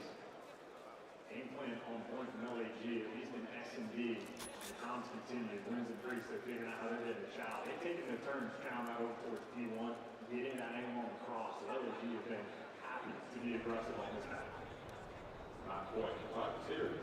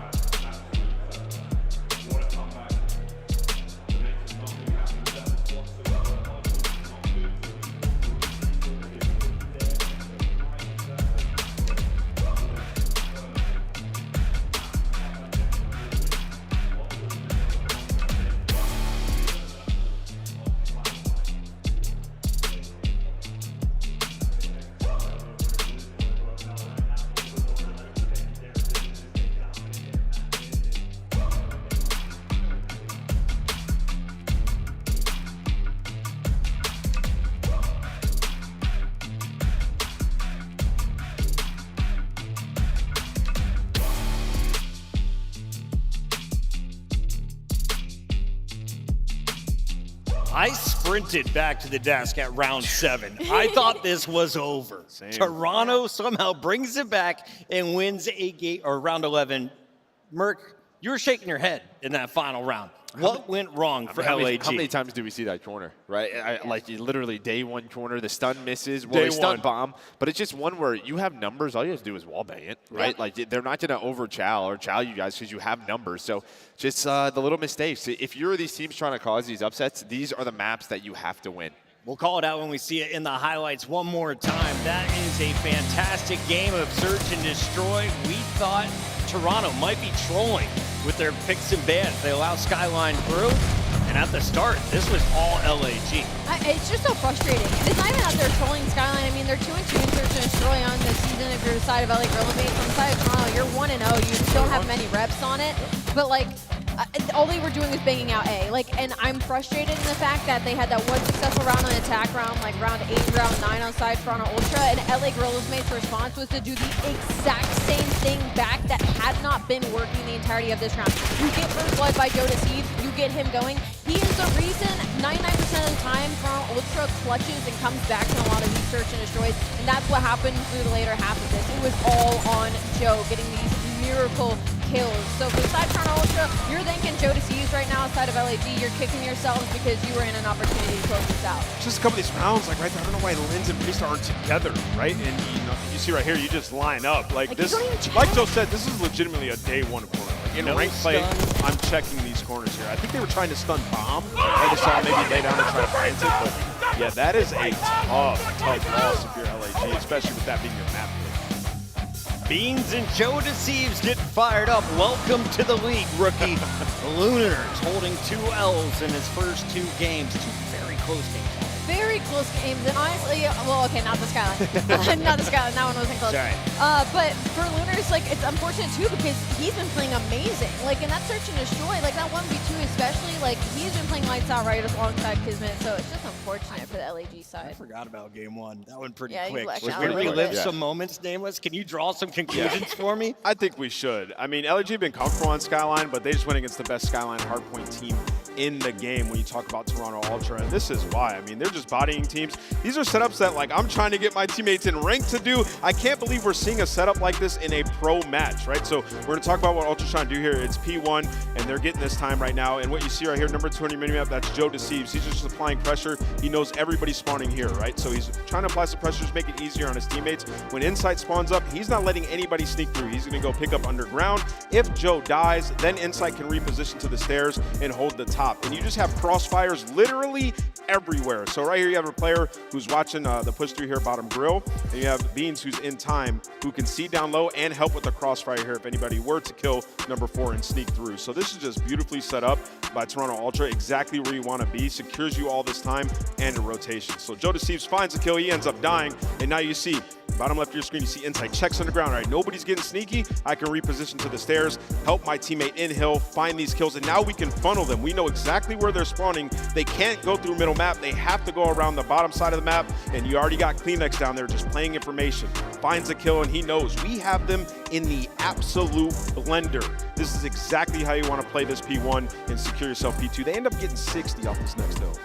And I love that during this map, like, Beans, he needed a map like this. I feel like throughout the entirety of the qualifiers, even from yesterday, I feel like we needed a map where it was kind of Beans having a takeover moment. I mean, obviously Kleenex as well, sitting alongside him, but we know what we're going to get from the side of Toby. From Beans, though, it's been kind of inconsistent. So to see him show up on land and have map 1 like that spells good for Toronto. It's a nice little 9 streak to kick off this series. Yeah, you should not play Toronto on Merc, Skyline. give me the prediction. Is this a 3-0? Yeah, I think, you know, throughout this tournament, we've seen, we just saw a series of yo.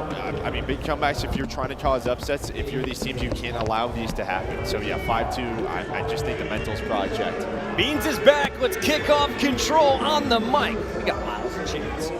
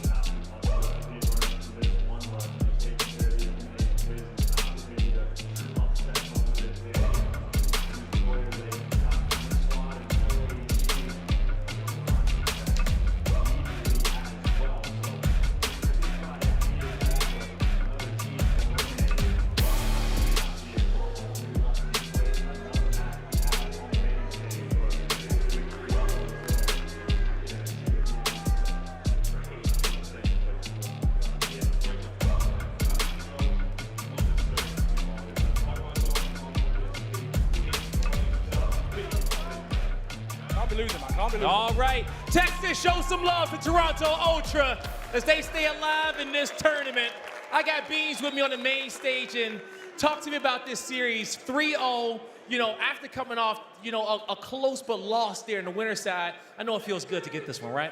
Yeah, I mean, it was a pretty much speed run there, which is what we needed. Because yesterday, I mean, it was a 3-0, but I mean, we lost by what? 1.65, yeah. 3-2. Like that could have been a 3-0 for us. So we didn't think too much about that game. Coming today, know we're better than most of these teams, and we're playing like it. You guys definitely are playing like it. Now, in this series, you know, you come away with that hard point, but you go into this S&D and you're down a bunch right there, okay? But you guys had an amazing rally right there. To kind of talk us through that, you guys kind of coming back in those rounds. What was the game plan of kind of closing out that S&D to win that epic round 11? I mean, I think we just felt them out a little bit. We didn't really pick up on what they were doing too much early on.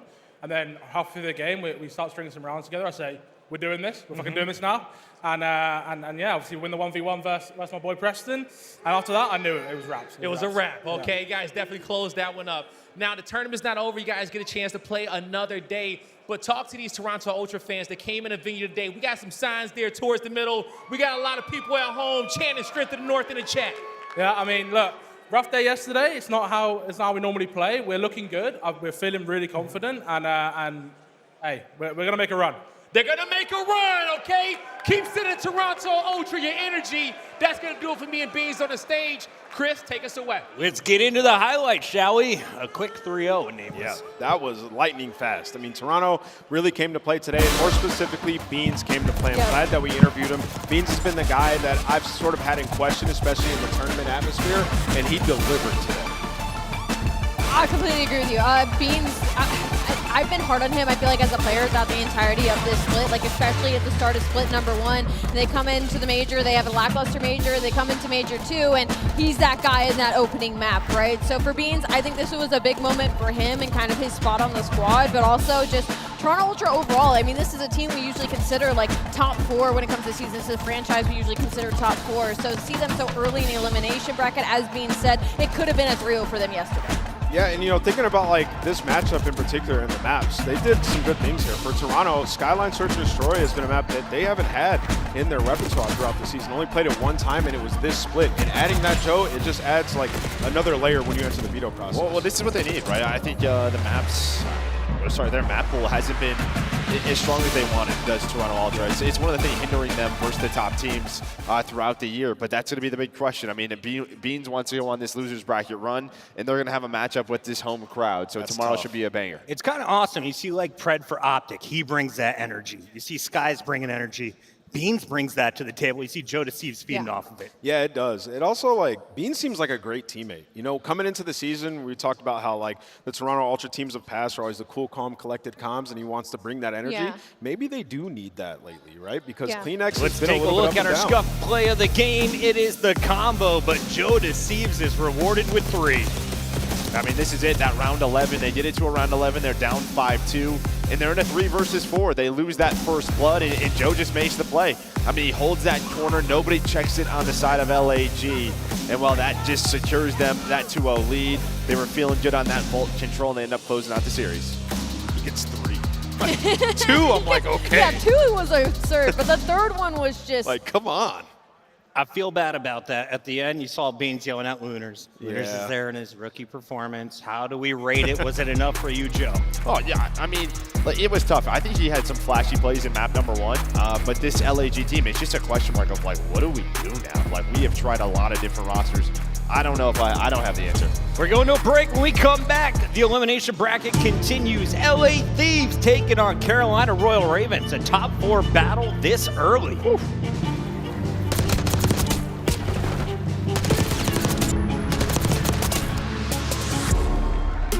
So far this season.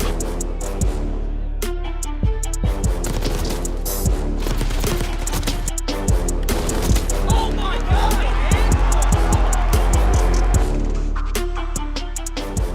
The Esports World Cup is an official partner of the Call of Duty League. Upgrade your game with the Scuff, the official controller of the Call of Duty League.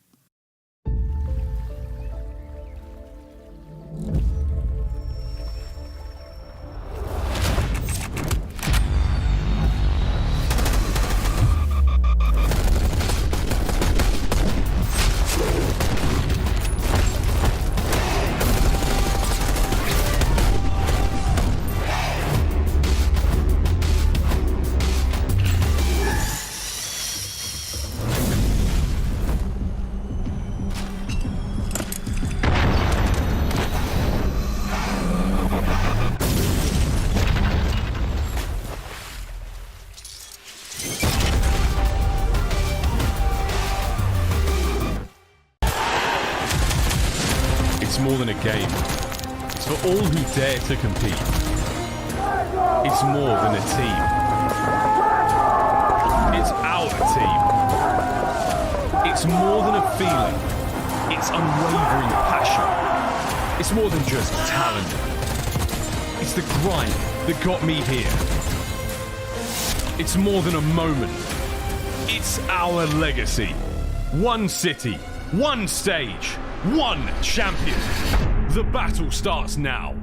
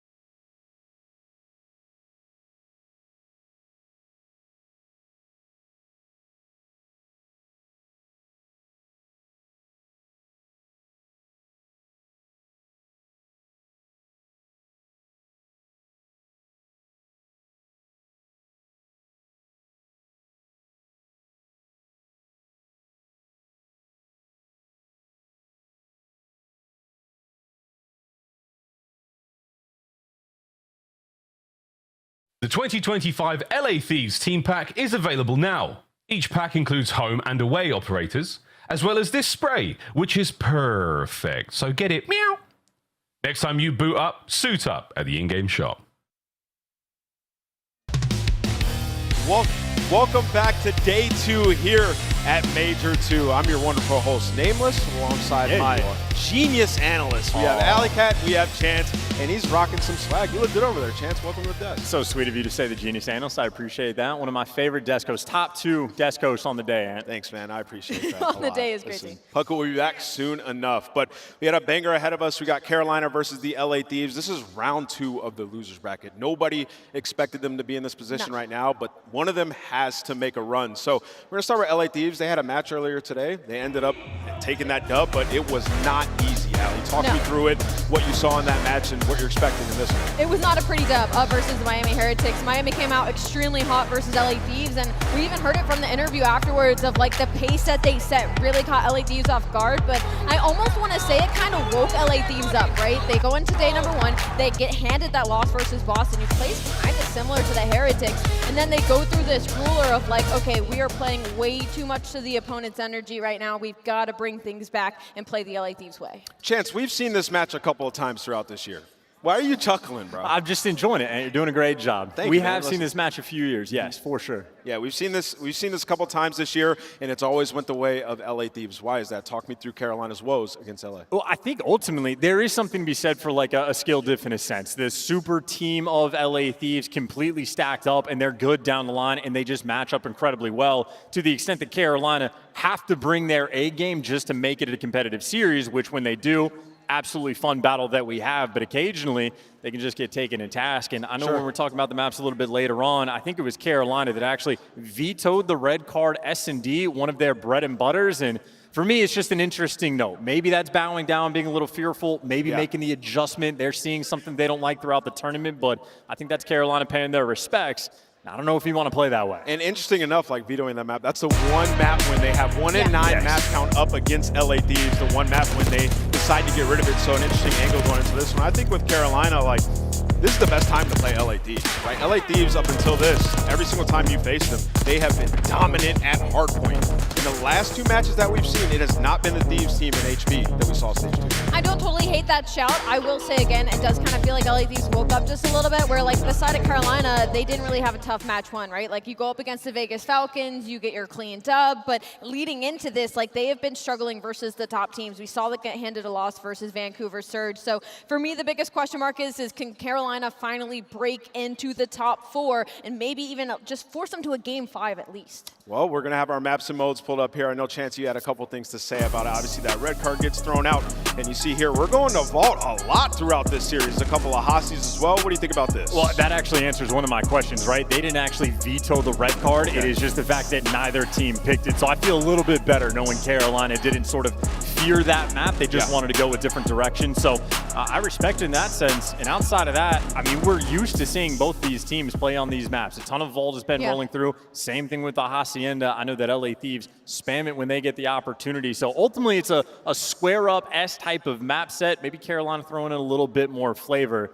I just don't know if it's going to be enough. Allie, how you feeling? It's definitely a square up. I feel a couple of question marks towards that vault control inside Carolina because they hadn't played it in a while, and when they did, it was versus Vancouver Surge. They got handed that round 5 loss, where on side LA Thieves, you're talking like one of the best control teams in the game. We saw what they did earlier, just an absolute rocking. So I don't know if I love that map 3. It might be our swing mode.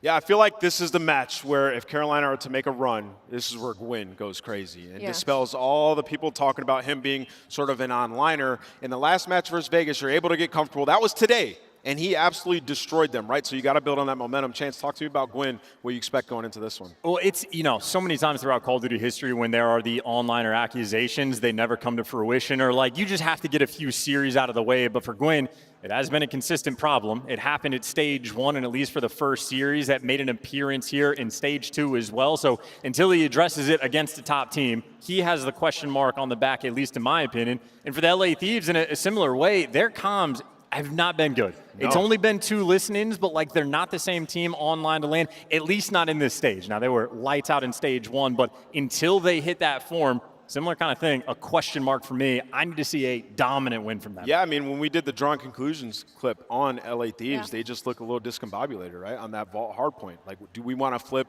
Do we want to break P1? Like, how do we want to approach this? And I think the pace that Miami was setting was giving them a lot of trouble. The difference here in this matchup is Carolina's more of the fundamental team. They're not the team that's playing with that high pace. But we have to get into our pick'ems. Allie, you have been absolutely killing it today. Who do you think gets the dub here? I'm going to go with LA Thieves on this one. I expect Carolina to put in a good fight. I hate to think that they're going to get bopped out this early in the tournament because I think this is a great team, but I'm going to go with the Thieves for Chance, sure. how are we feeling? If Carolina had played someone other than the Falcons and brought that kind of performance, I would have been a bit more confident for the pick. But until I see it, I do not believe it, so I'm leaning towards LA Thieves. Man, they've lost a lot to LA Thieves. Yeah. Yes. I'm gonna go LA Thieves, man. Even though I love this Carolina squad, their run ends here. I think LA Thieves get it done. But listen, crowd, it's not over yet. Don't go to sleep just yet. We have one more match. We're gonna send it over to the stage with Guy Blaze. Thank you so much, Nameless Texas. We got one more match today, and it's about to be a banger. You guys ready to bring out these teams? The first squad coming to the stage. Get ready to put your hands up. Hailing from the City of Angels, here comes LA.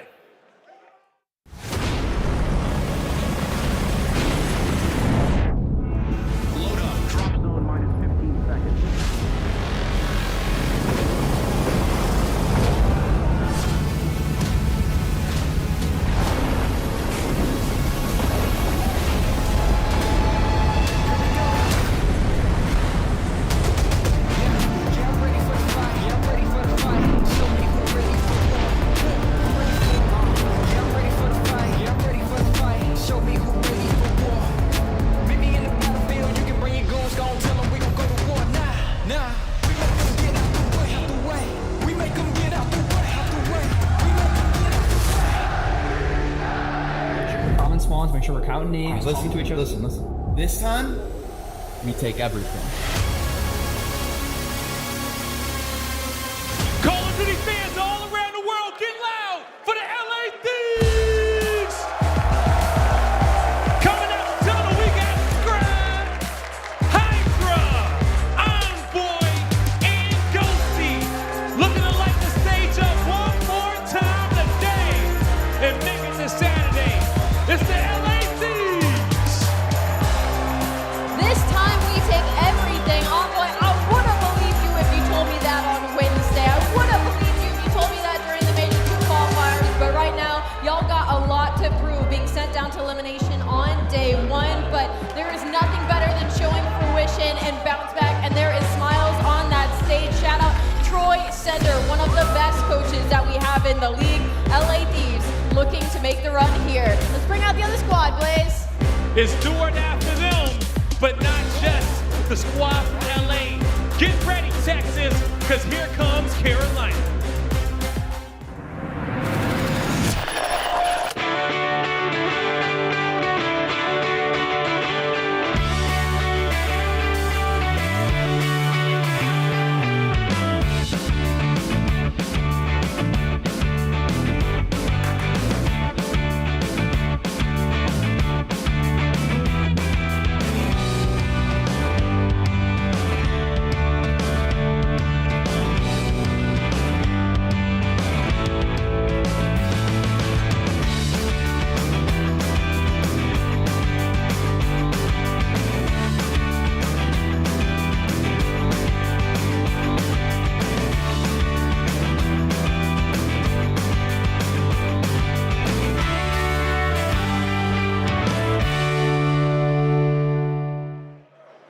Gliding to the stage, here comes the Carolina Royal Ravens. Show some love to Vivid, Gwen, Slasher, and TJ Haley. The vibe's been high all weekend, but the Royal Ravens know that they got one team standing in their way today, and they looking to strike. One more time, Texas, this your Royal Ravens. If you want to be the best, you got to beat the best. And Carolina against LA Thieves in a round like this is an opportunity to knock a top squad down. A gift has been bestowed upon the Ravens, an opportunity. And for them, it's time to unwrap the present. Everybody's gonna be sitting at the edge of their seats, and this is gonna be a treat for the end of the day. Make sure you guys tweet out the stream, tell your friends. It's time to get this one started. Shift, study, let's go.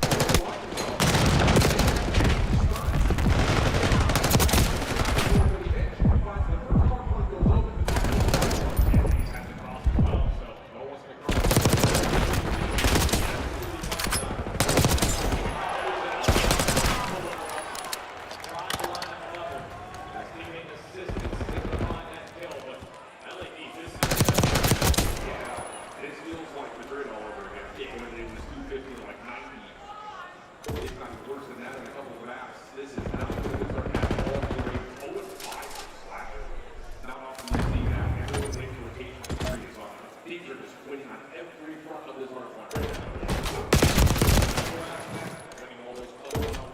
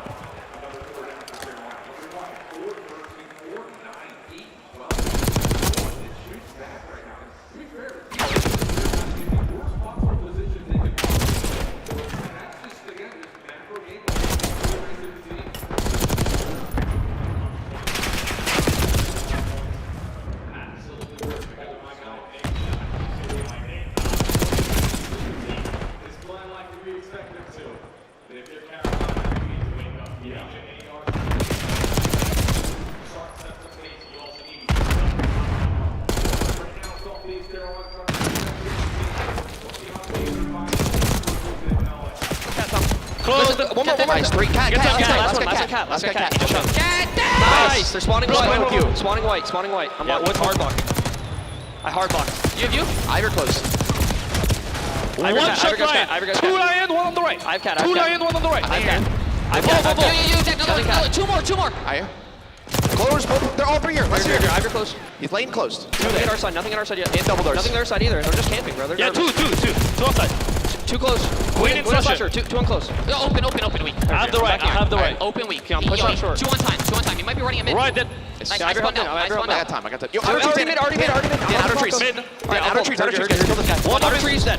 Spawning white. Weak. Go to the back. On the god eating They for might have ammo. sucked the They're spawn. spawning in the back. Two spawning in the back. They're all spawning in the back. Yeah, one front somewhere. Yeah, elbow. Cat. No. Elbow and cat. Cat 2 in the back. Yep, cat 2 in the back. Cat steps right now. And 1 over 3 front. Hold one shot. Cat. One shot. Cat. First guy. Nice. Mid. First guy Vivid then Slasher. In the back. All in the back. Nice, bro. I'm gonna go cat. They're gonna go mid. Yeah, I'll go mid. I'm my front. In the back again. Going oil. Oil in front. I've cat. I've looked In at the back. Oil in front. I saw him. Nice. One more. Cat stairs. Dead. I'll come. Spawning front. Yeah, hard block for me. I'm already in hookah. Outer elbow. 2 outer elbow. I got 1. Never mind. 2 square, 1 elbow, 1 mid. I'm pushing elbow cross. 2 cat. There's gonna be 2 cat. Yeah. Get this one. Top cat. 2 of them. Ivor help Paco. I don't see nothing cat or short. Big 15 here, boys. Top short dead. I got an 8 in. Yeah, we can just play towards top. Or me. Nice. Top cat. Nice. Flipping. Those two flip. No, I think Yeah, one in the back of me. One's coming from white, probably. It's not sure. Heard you. I'm challenging the statue, Paco. Nothing statue? Yeah, stop white. Stop white each. Stop white. Outer roll. And then side ammo. Play for the time. Side ammo right now. Shut up. Fucking Yo, stupid. I'm top right. I'm blocking white. I'm going top. They're spawning with you. Shit, Heard your haircuts as time, well. bro. They're spawning with you. Yo, low white. Lion teach. They spawn on me. They're spawning on me. Nice, low white. Or you. Yeah, you. It's siege.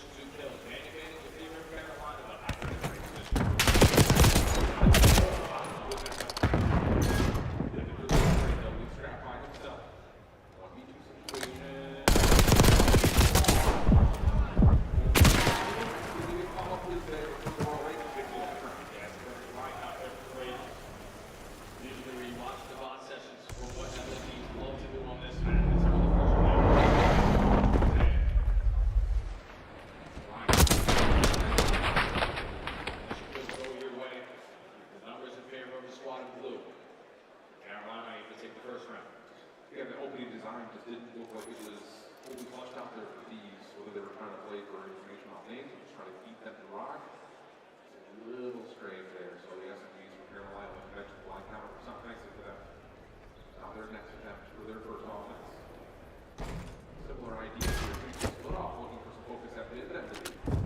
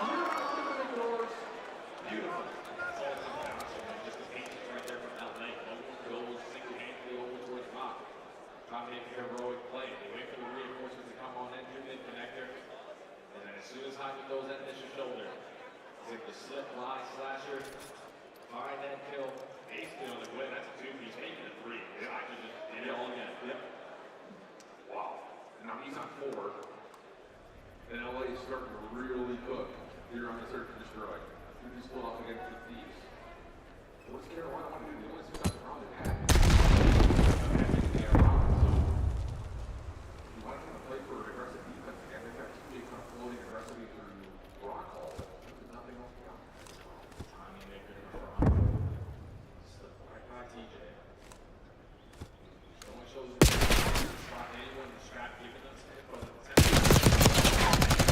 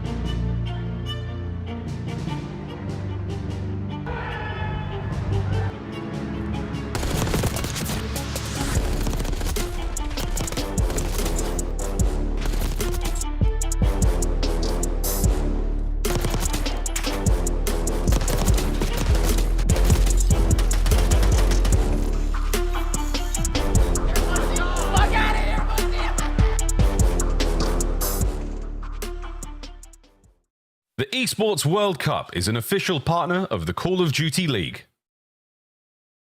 Upgrade your game with the Scuff, the official controller of the Call of Duty League.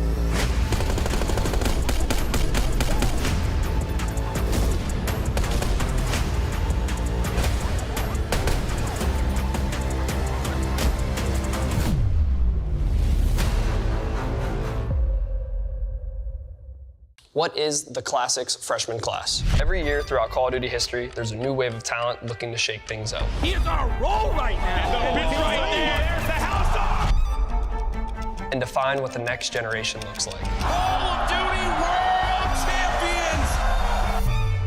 So the question is, who's next? You got them suits.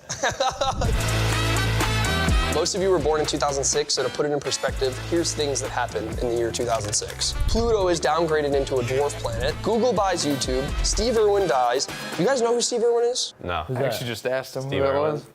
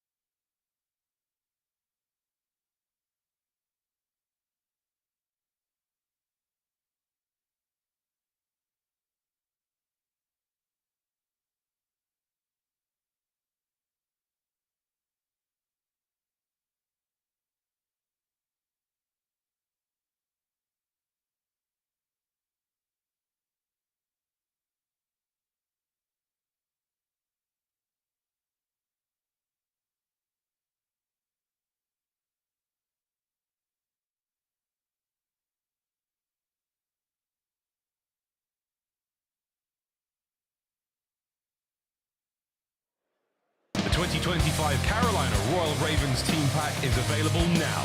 Each pack includes home and away operators, as well as this calling card for the barbecue after the smoke show. Next time you boot up, suit up at the in-game shop.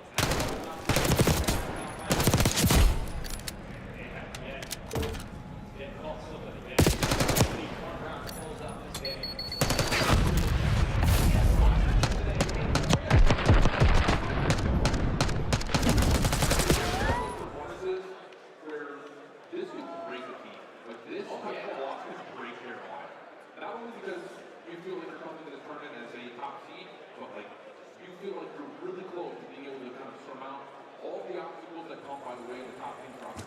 You get beat up like this could very well break this Carolina roster.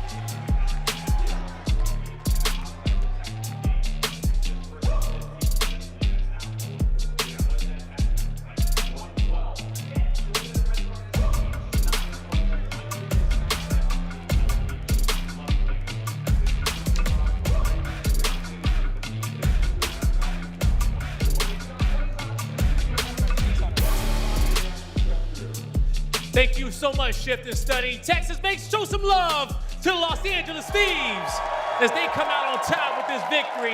A much-needed one, Ghosty. And I got to say, the team that I just saw playing that series, a completely different team than the one I saw yesterday. What's been some of the adjustments y'all been making? Just making sure that we're playing comfortable, playing confident. Our HP definitely looked out of flow the first day against Boston. So it's just making sure today that we're playing together, playing in flow, and just doing all the simple stuff right. There you go, and everything's coming together, okay? It showed up there in that score line. And then also, you know, I'm seeing you guys play, you're laughing, you're kikiing, doing all this other stuff. Talk to me about the vibes on the team, and does that contribute to you guys shooting the way that you are right now? Yeah, I definitely think the vibes are. Vibes are very important to contributing to us winning. If you're feeling loose, you're feeling confident, you're going to make good plays, you're going to be decisive, and it's just going to result in a win like that. There you go. Your teammates are frying, man, okay? Yeah, no, shout out Falco, shout out Ernie, man. They're insane. All right, you know, the tournament is not over yet. You guys still got a day to prepare. Tomorrow, you're going to be playing a loser of Boston and Vancouver. Okay, so I know that's going to be a good match. Wait, isn't the other side?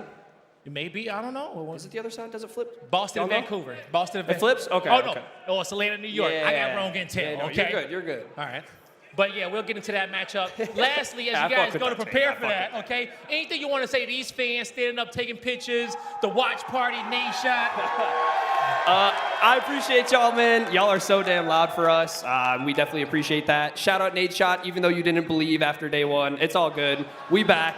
Believe in the LA Thieves, everybody. They're turning Yes, sir. Appreciate y'all. And that's going to do it for me and Ghosty on the stage. Take us away. The family is safe for now. LA Thieves get their win that we expected on day one. This time it's over Carolina on day two. What does it mean? Carolina now out in our top 8. LA Thieves enters the top 6 chance. Yeah, I think I've lost faith in Carolina as well, at least in terms of like being a top team or like breaching anywhere past the top 4. 1 in 12 in map count against this squad, and none of that looked good. I thought the hard point was brutal, and then the S&D got worse. And I don't know how you watch VOD against that and just enjoy Scrap and Hydra laughing their asses off as they beat you down. Like, it's embarrassing. I don't know how you come back with that. If you disagree with Chance, please exit the venue right now. We'll see how many are left when we come back from this highlight alley. It's so messed up because they're literally funneling out right now. But look at the highlights, like, from the side of LA Thieves, like, this is what we expected, right? Like, this is what we wanted from day one. This is what we wanted from LA Thieves. So, for me, it's like, now this is where the run starts, right? Like, this is where we see the top team that we wanted to make the run through elimination. It's unfortunate for Carolina Royal Ravens because, like, I don't necessarily give up on them, but I understand the angle that Chance is taking because they have yet to prove anything versus a top team. Their ceiling's too low. Yeah, that's all it is. They're a very solid, fundamental team, but when it comes to playing a superstar lineup, I don't know if they have that same gas. Nameless, if you're looking at LA Thieves, though, you got to make an elimination bracket run. You came in with the #1 seed. What are you feeling after this with the dub? I mean, I think you're feeling good, right? Because now you know, like, okay, everything that we did on the online stage, like, we can do it on that stage throughout this tournament. Obviously, you know, they get hit in the face in their first match versus Boston, but now beating Carolina, like, you feel good. That's a fundamentally sound team that gives a lot of other teams that we have in the league problems, right? So you got Atlanta or C9 next. It's going to be a tough match, but I think you fare well. And I do think we got to give some credit to LA Thieves and remind everybody this was their second match on the day. Because Chance, they had to start way back at noon as they matched up against Miami Heretics. Let's take a look at the showdown against Rancor. And hence, like, the Carolina shade, because Heretics fought that and played well and brought their A game when it mattered the most. I mean, Real was putting on a masterclass. The dude dropped 48 in map number 1, double digits in the map number 2, and it felt like Heretics did about all they could, simply just outmatched towards the end. But I think Heretics can walk away. I'm not happy with the placement. Obviously, top 12 is like brutal, but at least you can hold your head high with how you played against one of the best teams. I'm so happy you said that because I feel like coming into this, a lot of people started to question Miami Heretics and started being like, ooh, maybe some changes might be in the works. But, like, they were kind of put in an unfortunate situation. Obviously, they put themselves in an elimination bracket considering their online performances, but they pulled the LA Thieves card, right? And I think they played incredibly well. They still got last. There's still going to be some question marks raised as we go into the major three for a 9th place finish.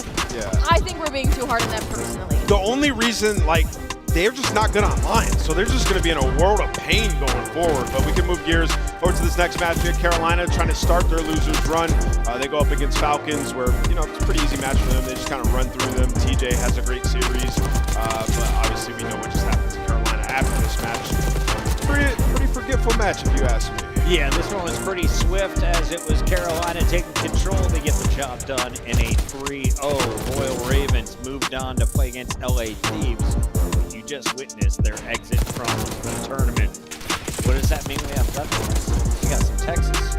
Hey, Texas, I mean, really the only sort of like lower seeded team on the day that really turned up. And I think Skies was obviously put into a very difficult situation. So he got on time. That's all he did. Got on the hill. Make sure you let your teammates go and fry. If you're not necessarily going to be making the most well-coordinated fundamental plays, just do all of the dirty work for the team and just let the rest of the guys go and have We saw fun. Skies shooting a missile out of the sky. Is that where we're at in competitive COD right now? You're expected to counter kill streaks? Yes, and listen, we have a theory. We were talking about in the green room. If you shoot a Hellstorm out of the sky, you should get a Hellstorm immediately. Instant. I like 100%. that. You should get one. Yeah, OpTic looked good today, though. I mean, Shotzi's timings are working out. I mean, obviously they had way more energy. You saw Pred after the match. Just like, that's what you're hoping for. The swagger that OpTic had last year in front of their home crowd at Champs, like, they got that same energy back here. So hopefully that can put the battery in their back to make this run. Shout out to my guy Trey. He got in line at 9 a.m. after hitting up a Baskin Robbins ice cream and a start to the day of Call of Duty. He will be back tomorrow. See if you can beat him to the front of the line. And you have a chance of seeing this squad. I picked Toronto Ultra to beat LAG. Yeah, you did. We're you tied had faith in LAG. I did. Did you?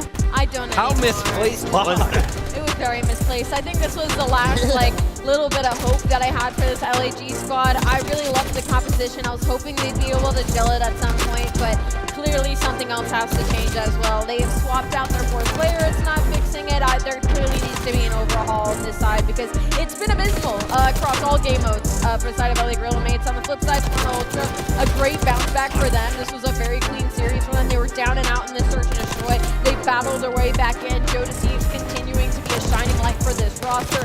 Kleenex got comfortable very early in this series, and Inside and Beans as well doing what they need to do. So high hopes for the purple squad. Can I keep it a buck for LAG? Listen, Gataga Broken, if you are somehow watching this live stream right now, do me a favor. Keeplin's on the roster, but on a bench spot. Wait a minute. But on a bench spot. All right, you got me. You give okay. Kismet the squad. Let him pick his 3 teammates and build around that. For now, though, I want to celebrate this young man. A lot of questions behind OpTic Texas. Puckett's Powerhouse Player of the Day, it's Shotzi. A ridiculous performance with 11 kills in Search and Destroy. He leads in the respawns as well. He's just the tone setter on the front line there with Fred Nameless. Yeah, he really is. I mean, we always say, like, with this OpTic team the last years, it feels like you live or die by Shotzi. When he's making those plays, like, you're just going to take the series. And, for today versus Minnesota Rocker, I feel like as soon as Mini lost that first map, like, they start to lose faith in themselves. And that's where Shotzi starts to notice, like, oh, I can get away with everything. And I do know the team has been talking about looking for their spark, a la the Sim 1v4 that kickstarted Atlanta FaZe's year. They've just been searching for that moment, and maybe that could be the series. Because ultimately, Rocker didn't play particularly well. Maybe a team that needs to make some changes, but ultimately a lethal threat, and they handled them maybe to get their year going. It's not just because he made me a snowman. Shotzi is the #1 player in the venue, at least as of today. A 1.55 after the 3-0 over Minnesota. Chance, you give me a schmirk. How are we feeling about day 3 coming up? Day 3, I'm excited for day 3 and day 4. Finally, a little bit more competitive COD. We've had way too many 3-0s for my liking. Looking at this bracket, it has been 3-0s or 3-1s. Not a single game 5 yet. Do we get one tomorrow? And if so, where at? I mean, I think both winners bracket matches could go the distance. I mean, even OpTic Ultra. Ultra has one-sided dominated OpTic recently, but OpTic with that home crowd, who knows what can happen. Looking in that lower bracket, OpTic takes on Toronto Ultra, and they will start bright and early, so get your rest. 12:30 p.m., that first match of the day. If they survive, they'll be playing again at 5 p.m. Winners bracket, though, kicks off at 2, and Boston Breach are playing for a spot in the top 3. It's kind of awesome to say, Alex. It is kind of awesome to say. I don't know how I feel about it just yet, but we'll see how they spawn in tomorrow. Omega. On behalf of Nameless, Giga. We'll see you tomorrow. Giga. The legacy starts tomorrow. No, it does not.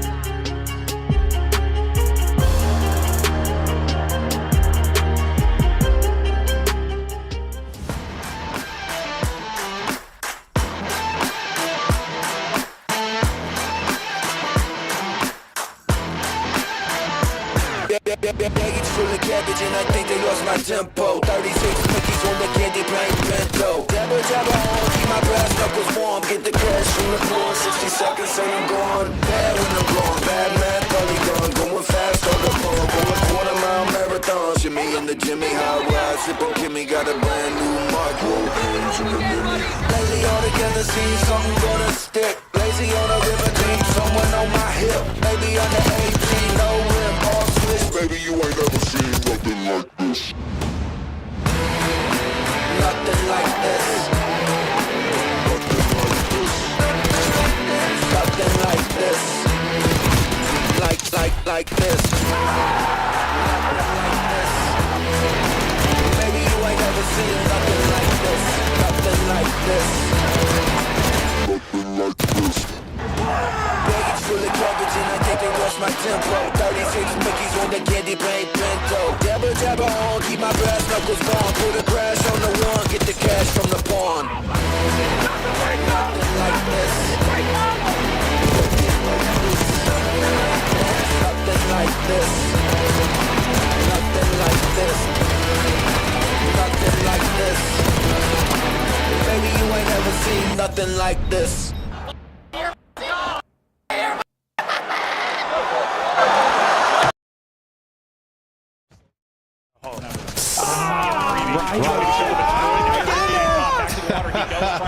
Oh my gosh, here it comes. Out this map. Get out of there. Come on, Ant. Where you at, Ant? Too late. Yep, now Ant activates. Oh, I love it. Just over 20 seconds to go. Where you at, Ant? Activates behind him. They isolate him. Yeah, get him. On shot. Yes! Hey! Go!